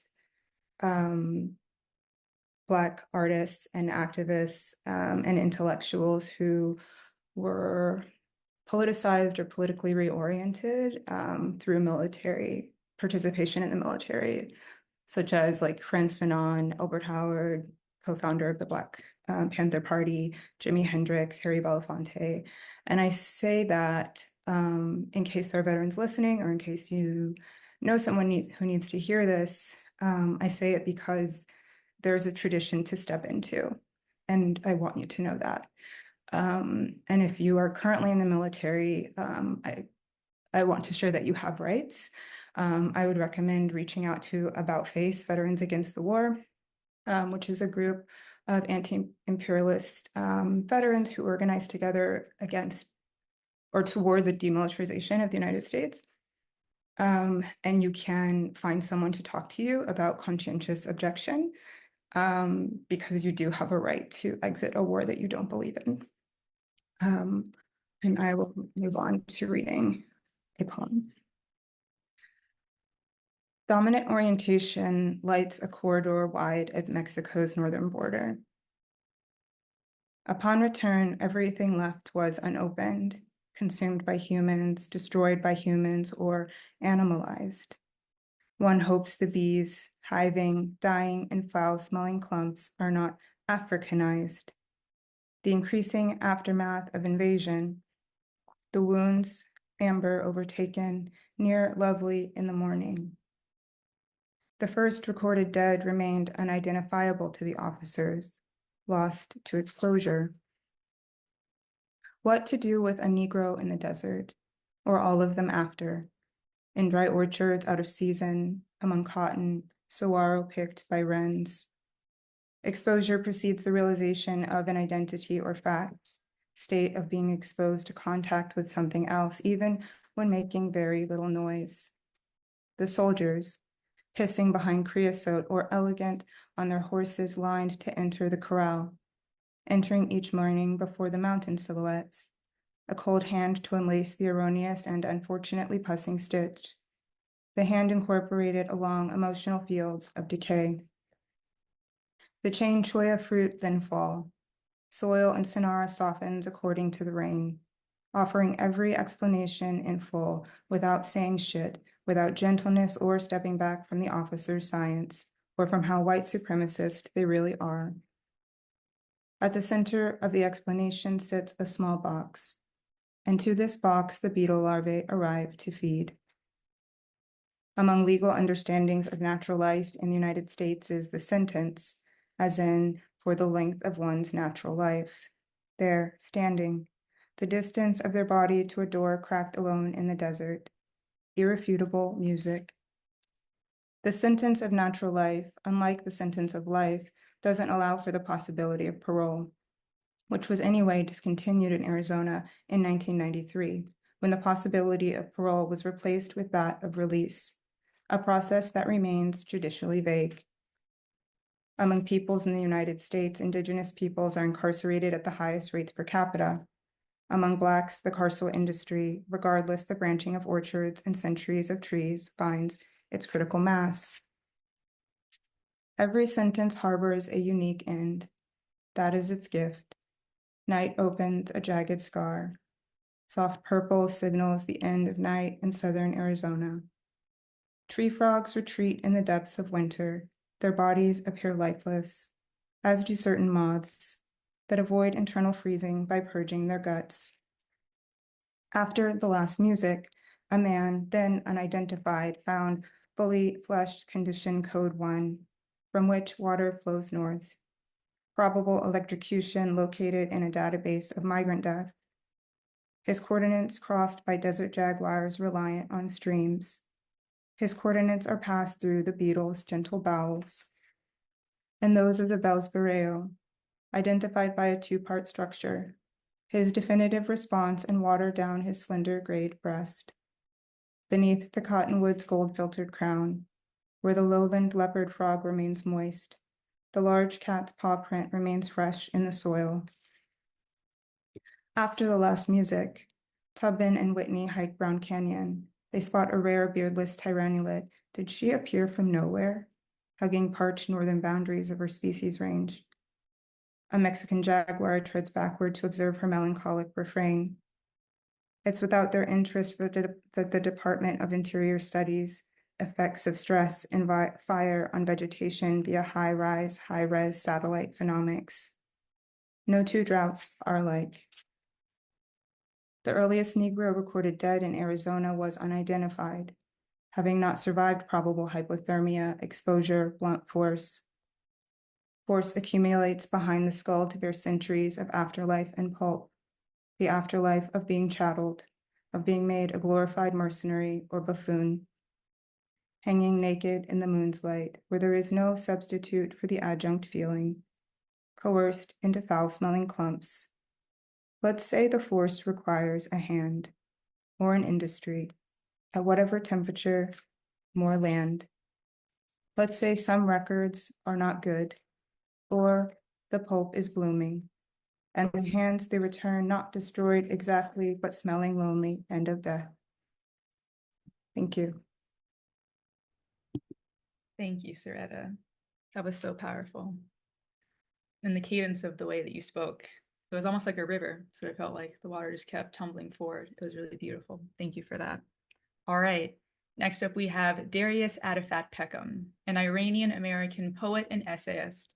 In 2018, Darius was selected by the Library of Congress as a national student poet and traveled the Midwest in this capacity to teach middle school and high school students about the concurrence of grief and joy in literature. He grew up in Huntington, West Virginia, attended Interlochen Arts Academy, and received his Bachelor of Arts in English and Near Eastern Languages and Civilizations at Harvard. He's currently a poetry fellow at the Michener Center for Writers in Austin, Texas. Welcome, Darius. Thank you, India. Thank you, everyone, for your readings. They're gorgeous. And thank you to Poets and Writers for bringing us all together. I'm actually calling in from my grandparents' house this weekend. So I'm getting a family visit, and I have a bit of a live audience and the Zoom audience. So it makes it a little special. But also, I'm in a house where the memory of my mother and brother is deeply felt.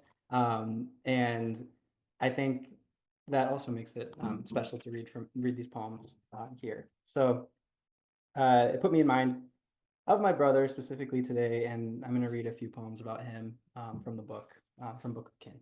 It's my book. The first poem is called Cyrus. The first sound was the quieting of my fingers, brushing the first brief shocks of hair from your head. Still, there when our father said we had 5 seconds to cry before he'd get angry or cry himself. When the child psychiatrist watched you play with ghosts, diagnosed, seems like a perfectly happy child to me. Am I both or neither of us now? My fingers through your hair aren't so much fingers anymore, not so much touch. Absence you'll bear now for the rest of our lives. Half-drowned tree in a lake shrouded in mist. Your forehead, like a steaming cup to my lips. Brother, there are many different ways to sing yourself to sleep. Like in your head, our father asked. No, our mother mouthed, like I'm speaking to you now.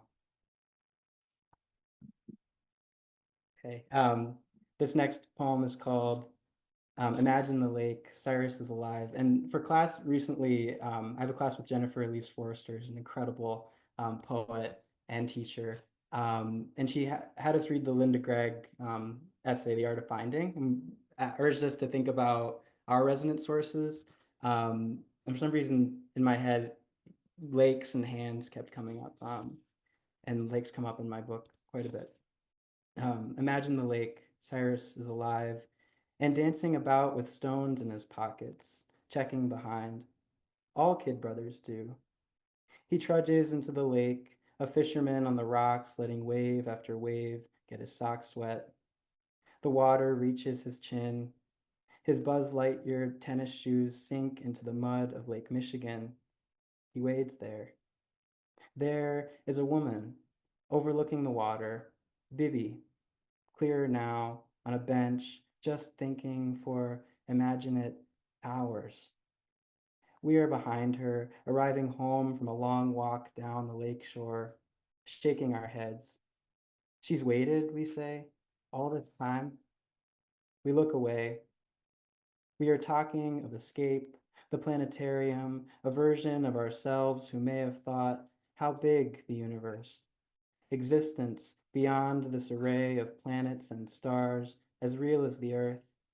Some great shell. The turtles beneath us as we swam the translucent sea, coming up for air. Turtle, we cry as they disappear. Turtle, turtle, as they appear again. We shout even when, over and over, we are unsure, specular, peering in through the water. And then I just want to read one more short one. It's called Mother. No matter how still I become, I am still spinning. I see myself in everything, crawling, yawning, swimming, digging, knowing I have a before, only after. I've learned this much. The lake is a mother. I am feathered, buoyant in its swell. If you long for time enough, absence becomes a kind of presence, distance taut as a line between us. No cord is broken. My ears carry this beating heart like a breath. Thank you. Thank you, Darius. That was so tender and full of so much love. And that was just perfect. I think for anyone in the audience, if you don't already have these authors' books, I think we're going to want to purchase them. That's the way I'm feeling after the reading today. Yeah? Okay. Well, last up, and I can't wait to hear from this reader, is Christian J. Collier, a Black Southern writer, arts organizer, and teaching artist who resides in Chattanooga, Tennessee.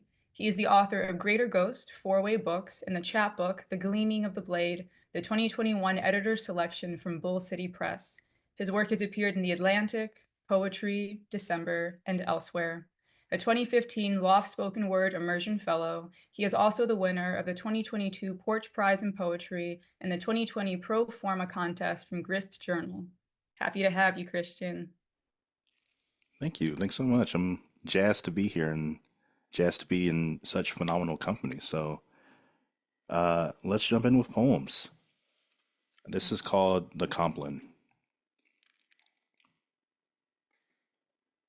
Between us, there are 101 umber haints in our home. In bed, we discuss our future, our children woven in myrrh, sitting in some tomorrow, waiting for us to join and give them our science so they can live. I tell her what I fear. I will walk into fogged, writhen woods and die when our babies are too young to carry my baritone with them.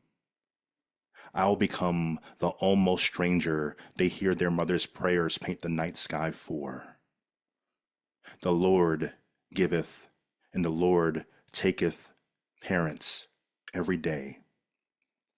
Love is no shield against his mighty ginger hand or will. Even language passes away. Even the bouquet of vowels and syllables collected each year can be swept from the scaly floor of the tongue. All stories end in death if we are honest with ourselves and how the world works. If I am being honest, when I eventually hear my love sleeping by my side, I, the gloom, whisper to God, ask that he spare me the escape, the emptying out of the marigold lights for many years. I ask that when it finally comes, I not go before I know all I've set my heart upon will live on well without me. I ask him to forgive my selfish maw for having the nerve to call out his name and flood his holy ear with the word more.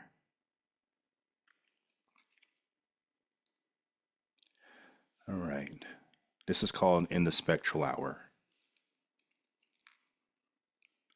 At the foot of her hospital bed, I became my mama's god while she was sick, battling infection. I wondered as I struggled to keep her fed and in minimal pain, who would keep her safe when she left me, if she crossed over before my hazel eyes. Who would walk with her to the bronze palace where all souls sleep? Whose hands would part the alarm-thick air and usher her over the thin, damp threshold of this plane and into the honeyed light? When she threw up after eating for the first time in 3 days, I thought of how my grandmother told her my cousin came to visit. My cousin, who died, arrived and said he would soon return to take her between the pearl-rimmed stars. She could abandon her worry. I wanted that to be the way it works for everyone. The slow fade into soundlessness, the hushing of lamps. I wanted to ask if she feared what was coming. The changing of the scene, the slimming of the leaves, the softening of the meat for forever's consumption. I swallowed the notion. Whenever my mama talked, I watched the shade draw closer, each step making her vanish. I've got one last poem for you guys, and this is called Blood.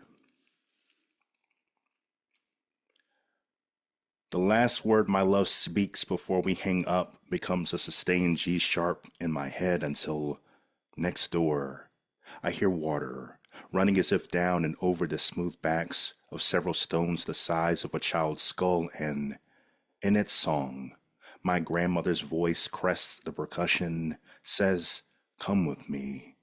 And we are both in stride, the divots in our palms now small ponds, as we walk across the sodden collar of the grass above the casket where she sleeps.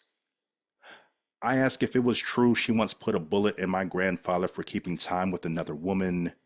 She says, yes, and I do it again. I step into a slight hollow, the water slips through my fingers and becomes fresh polish upon the turf. I apologize. I ask if I've disappointed her by not being more alert. She says, I have seen the secrets you keep as railroad ties beneath your tongue. I love you the same as I always have. When I mention my love, my wish she was alive to meet her, she says, I already have. What you don't understand is my life begins again every day you offer up the hymn of your breath. Baby, we are blood, and blood is the oldest God any of us can look to and always find. The gospel of this is something time can never touch, the good news that does not die. Next. Thank you so much, Christian. You are certainly proof that poetry is music through and through. So thank you for that. And thank you for all of our poets for sharing your poetic worlds with us and moving us in the process. See, I told you all we'd go out with a bang tonight, and they did not disappoint at all. So thank you for that. So we're going to shift gears now and get into the conversation portion of the event as I have all the authors join me back on screen.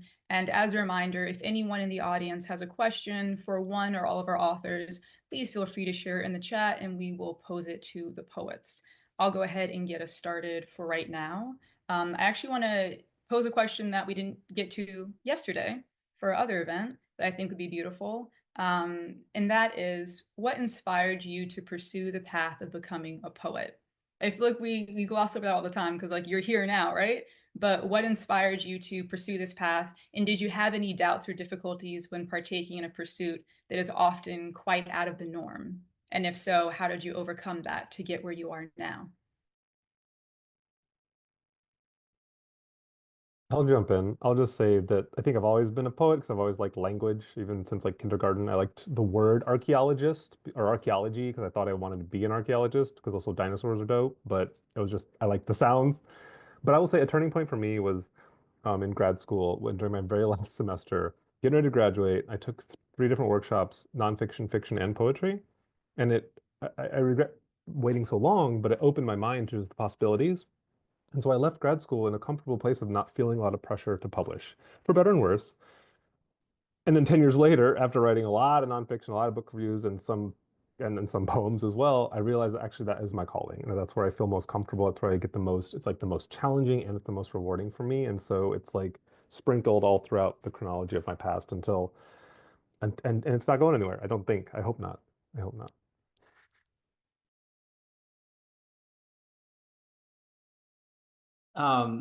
I come from a family of poets. My birth mom was a poet, and my dad and my stepmom are both poets. So for me, it was really a kind of it was a, it was a family business, but also there's this kind of like spiritual endeavor more seriously that I think that I just really found so genuine. And in poetry, I feel like you get to see somebody's, like Toy Derricott says, like somebody's semblance of soul. So it's a different kind of soul than you can hear when you're talking to someone.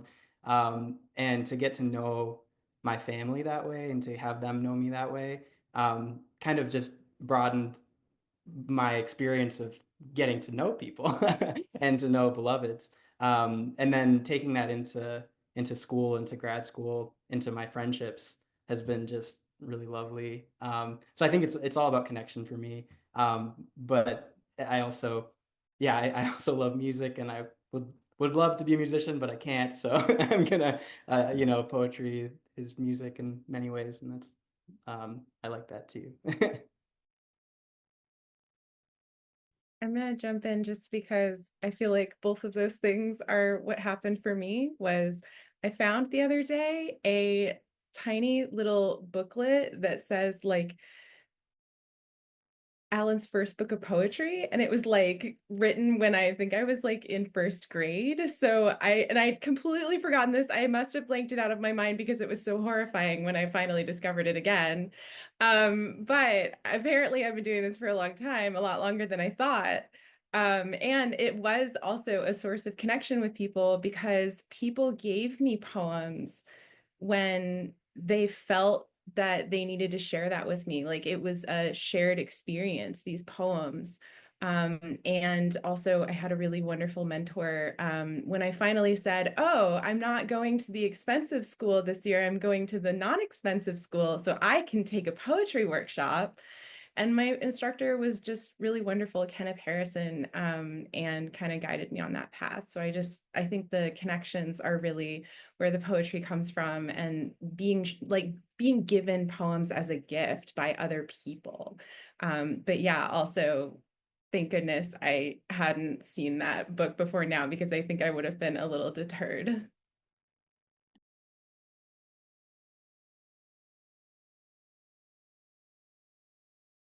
I have a very like specific moment, which is that, so I guess I'll say like I didn't grow up with like access to contemporary art. And in my early 20s, I just like walked into a museum not knowing what to expect. And Glenn Ligon's show America was on view, and it just gave me this really incredible feeling that I knew I'd never had before. And that feeling kind of became the guide, like moving around for a while, like looking for the thing that would match that. And it ended up being like spending time with language.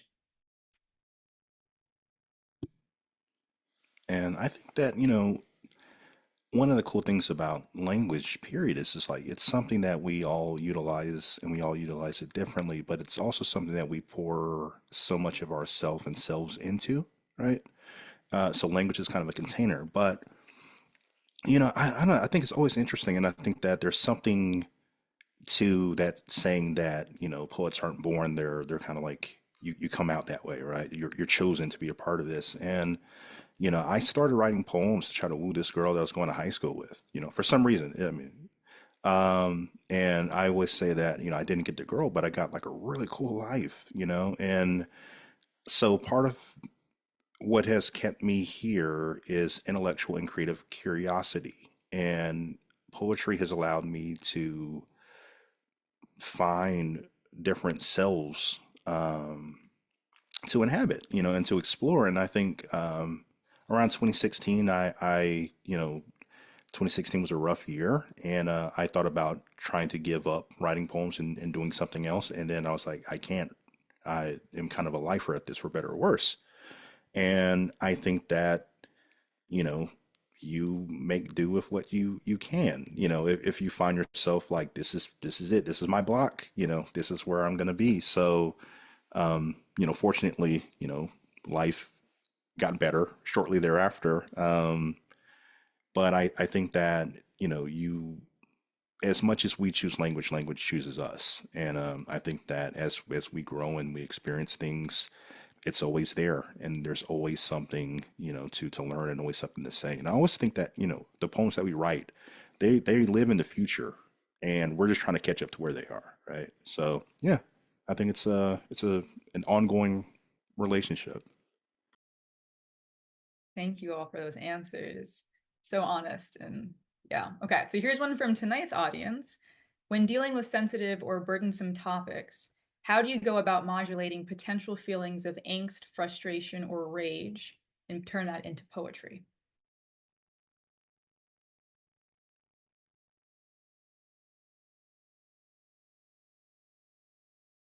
I don't know if I modulated at all.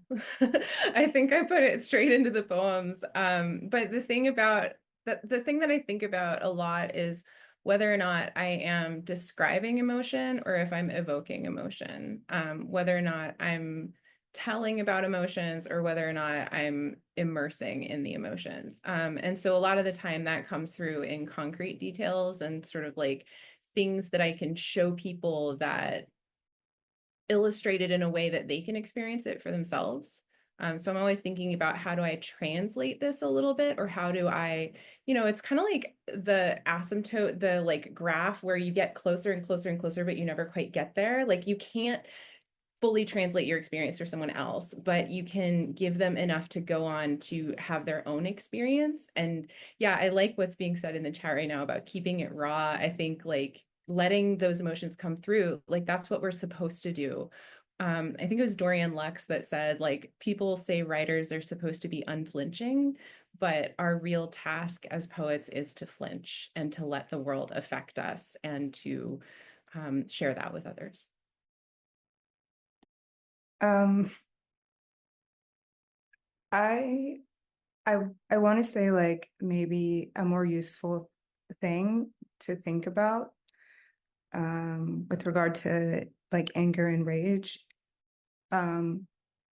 is how you feel about it, not what other people might take away. And in that sense, I feel like the thing you write about is the thing you have the boundary to write about. So, just because you share something doesn't mean you have to share like the breadth of the way that it's in you, if that's not where your boundary is at that time. And like, I think the more you can sit with those boundaries is like, that's how you build trust with yourself.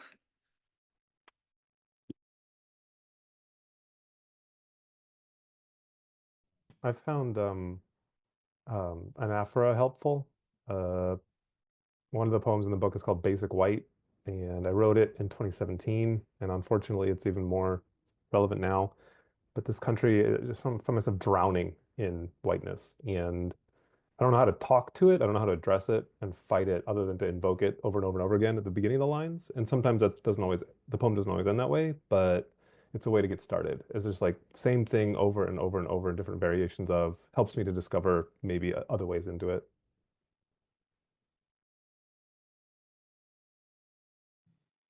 Yeah, so I think to be succinct, I think that there are different strategies because I mean, what's emotionally taxing for one person isn't for another, right? So it's definitely like a personal thing that one has to wrestle with. And there's a saying that there's a difference between telling the story from the wound versus telling it from the scar, right? So I think that there's a lot of internal work that one has to do to even get into the space where you want to approach something that is heavy for you. But I think that writing being what it is, and I think that drafting being what it is, right? Because these things don't come out like fully formed, perfect. Is you have time to interrogate them and to turn them over and to approach them from different angles, right? And I think that that's where that's where obsession comes in, and not I know obsession has like a bad connotation, but with writing, this is how we get books is by chasing obsessions. And I think that by exploring or allowing oneself to explore different avenues of heavy things is really important. And I think that it teaches you how to think and rethink and communicate, and then maybe second, you know, or hit that second or third thought or whatever with it.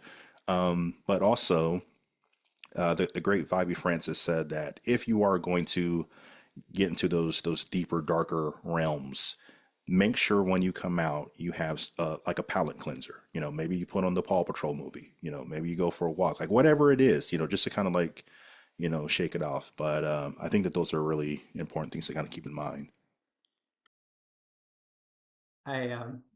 I want to say what's up, CL Vash, also who asked the question. CL Vash is a great example of a writer who I think holds rage in concert and in tandem with hope, actually. So I think also to look to yourself and the existence of you, as a writer and someone who's working is a really great way to hold that. I also it's funny because I was thinking about this while everybody was talking. I think I have like the opposite problem where I'm like, I go to poetry and it's all tenderness, love, and care, and like and sweetness. And one of my mentors, I wrote a line that was like angry at my dad or something in college, and it was like angsty and whatever. And I was like, and then I would like write for like half of the length of a regular poem. I was like, but he's a great dad and I love him so much. And like, and I think my mentor was like, you can let yourself be angry for like a second if you want. And I think that was actually really important for me to hear, that I can name. I think that what we're trying to get at is something that's more like true, and that I think for me it's hard if I don't name every like human emotion in every single poem. It's like hard for me to remember that I have them all, and that I'm a nuanced person. So I think holding also the body of work as like representative of yourself, and not realizing that like not every poem has to be representative of like you entire, I think is really good. It's good for me to remember when I'm writing. Lovely. That times 10. We're all nuanced people. I spoke to this a little bit yesterday, but there's a lot going on in the world these days. So allowing yourself to feel all the feelings and allowing it to come out however it comes out, I think is one of the gifts that poetry and writing offers us. So thank you all for speaking to that. Here's one more from someone in the audience. When it goes poorly, how do you keep the faith that good poems will come again? Or does it never go poorly for you all? I'll jump in. You stay in the gym. Um, I think, well, one, I think that it's really important to remove the burden that it has to be good. I think that the writing just has to be the writing. And,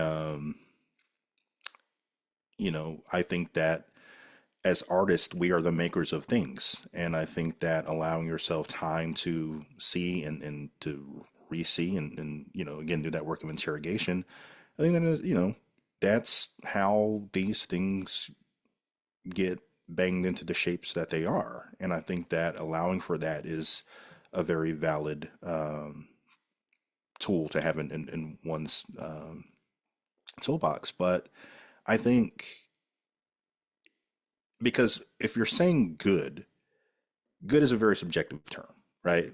Because uh, out of all of us who've been in this feature, there's somebody who's going to like pick up one of our things and be like, "This sucks," and that's how it is, right? So um, the best I think you can hope for, well, all right. So the best you can hope for is your personal metric, and I think that whoever is in your personal lineage, like I will never, in my opinion, I will never write a poem that's better than Yusuf Kamanyaka, right? However, hopefully, if I can write a poem and I'm like, I think Yusuf might actually like this poem. I think that is a really great metric to have, that these things kind of exist in conversation with, the people who've, made you in one way or another. I agree with you, Christian, about I got to heed my own advice that I give to my own students, which is like write a little bit every day. It doesn't matter if it's good. The point is not, that's not the point. The point is to write. And I'm a human first and then a poet and a bunch of other shit. And having a kid changed that perspective for myself. And one of the most important things I can do for myself as a human is nothing. Nothing. Just chilling, thinking, not scrolling, not reading, not watching, just being. And I have to trust that that's also one of the things that will sustain me as a poet as well. Like this week has been long and rough. It's been a long 2 weeks. I come home, I don't want to write. I just want to lay in the bed. And so that's what I do.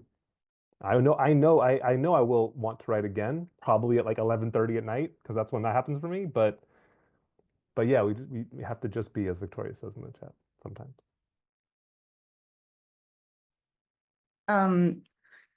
I think something that's worth thinking about is that not only does it, I don't think that poems have to be good. And part of the reason I think that is because what we've been trained to value is a very narrow scope of what language can do and ways that it can be useful.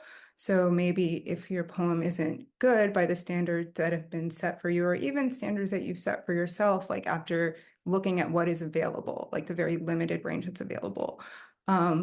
So, maybe it's a good thing if your work doesn't look like that.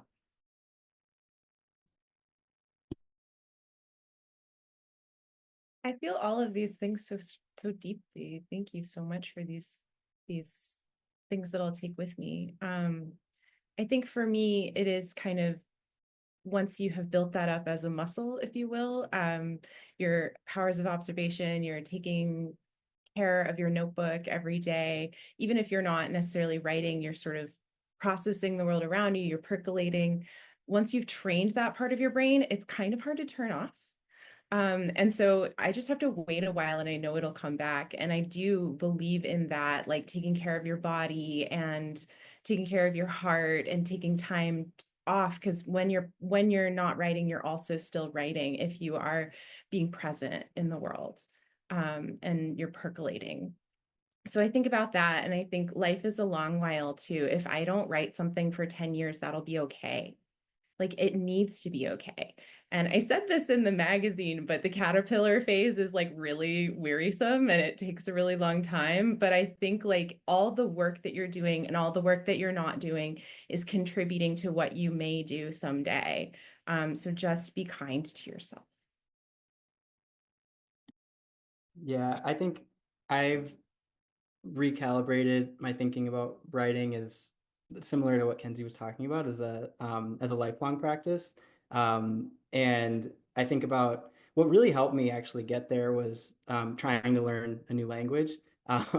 And it was Persian at first, and now I'm trying to learn Spanish because I'm in love with someone who speaks Spanish. And I understand that both of those practices are things that I'm gonna be working on my entire life, because fluency is impossible.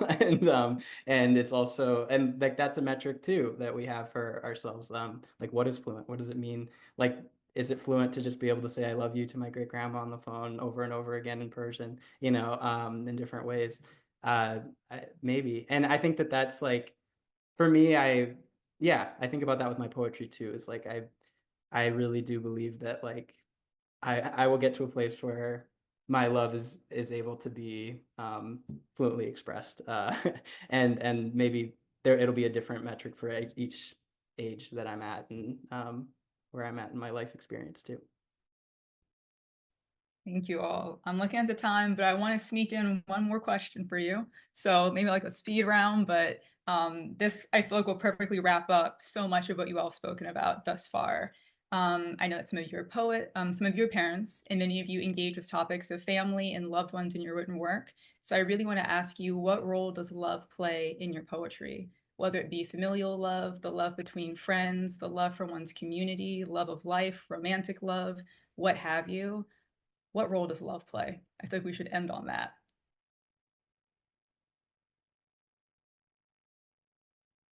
I think for me, love reminds me of metaphor, which is something that I have to believe that the world needs more of and that will save us. The more we can see similarities between each other and between everything, I think I don't see another way forward. And so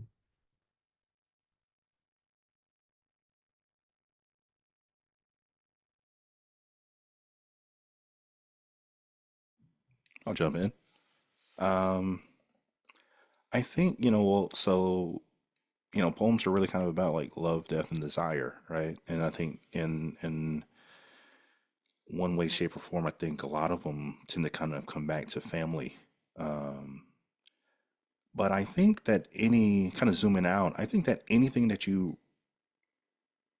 s- anything that you give your attention to, because writing can be such a laborious, undertaking, and you are spending time with language. I think that inherently in that is it's an act of love, right? That level of interrogation, the fact that you keep coming back, you keep digging, you keep reaching for something else, you keep trying to find a truth. Um, I don't know what other name to ascribe to that aside from love, right? Because I probably shouldn't say that if recording this, but I mean I don't love my job. I do it because I have to, but I love the things I love inherently. And then I when I pray at night, I express my gratitude for those things, right? So yeah, I think that it's all love.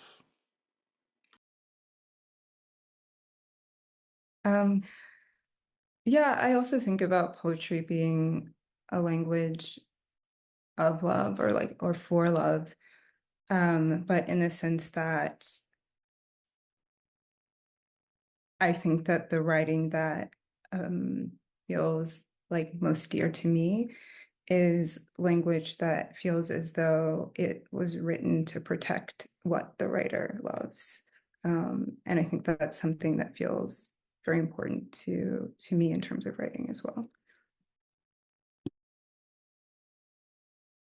Well, the last section of my book is called Love Songs. So, and the book was written kind of a little bit chronologically. So I have found myself writing love songs over and over again nowadays. And I think one of the things that I talked about in that book too is like after you've gone through healing, after you've healed yourself, it's time to give yourself back to the world. And it's time to give yourself back to your community and to recognize your place in this larger, more than human world that we all inhabit. And so I see poetry as a way of loving the world around us, loving language through poetry, but poetry itself as a way of loving the world. And part of that is to tell truths. It doesn't mean that you only write about the beautiful things. Like loving the world fully means acknowledging the light and the dark. But it also means moving through the world with a kind of generosity. So even if you're talking about fatal flaws or disappointments, you're moving through the world with generosity and a generosity toward your reader, but also a generosity toward yourself and letting yourself love the world that way, and putting yourself back into that array.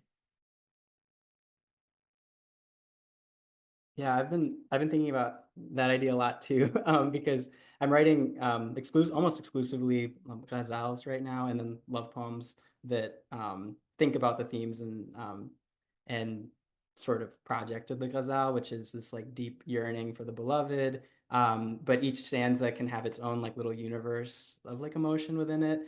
So there can be like a fiery indictment of like the political structures of things, or there can be like a romantic love or a divine love, or what have you. So I've been thinking about that a lot. And then I think also there's a book called Dog Years by Mark Doty, which was really important to me growing up. And it's this book about grief and the loss of his partner, Wally.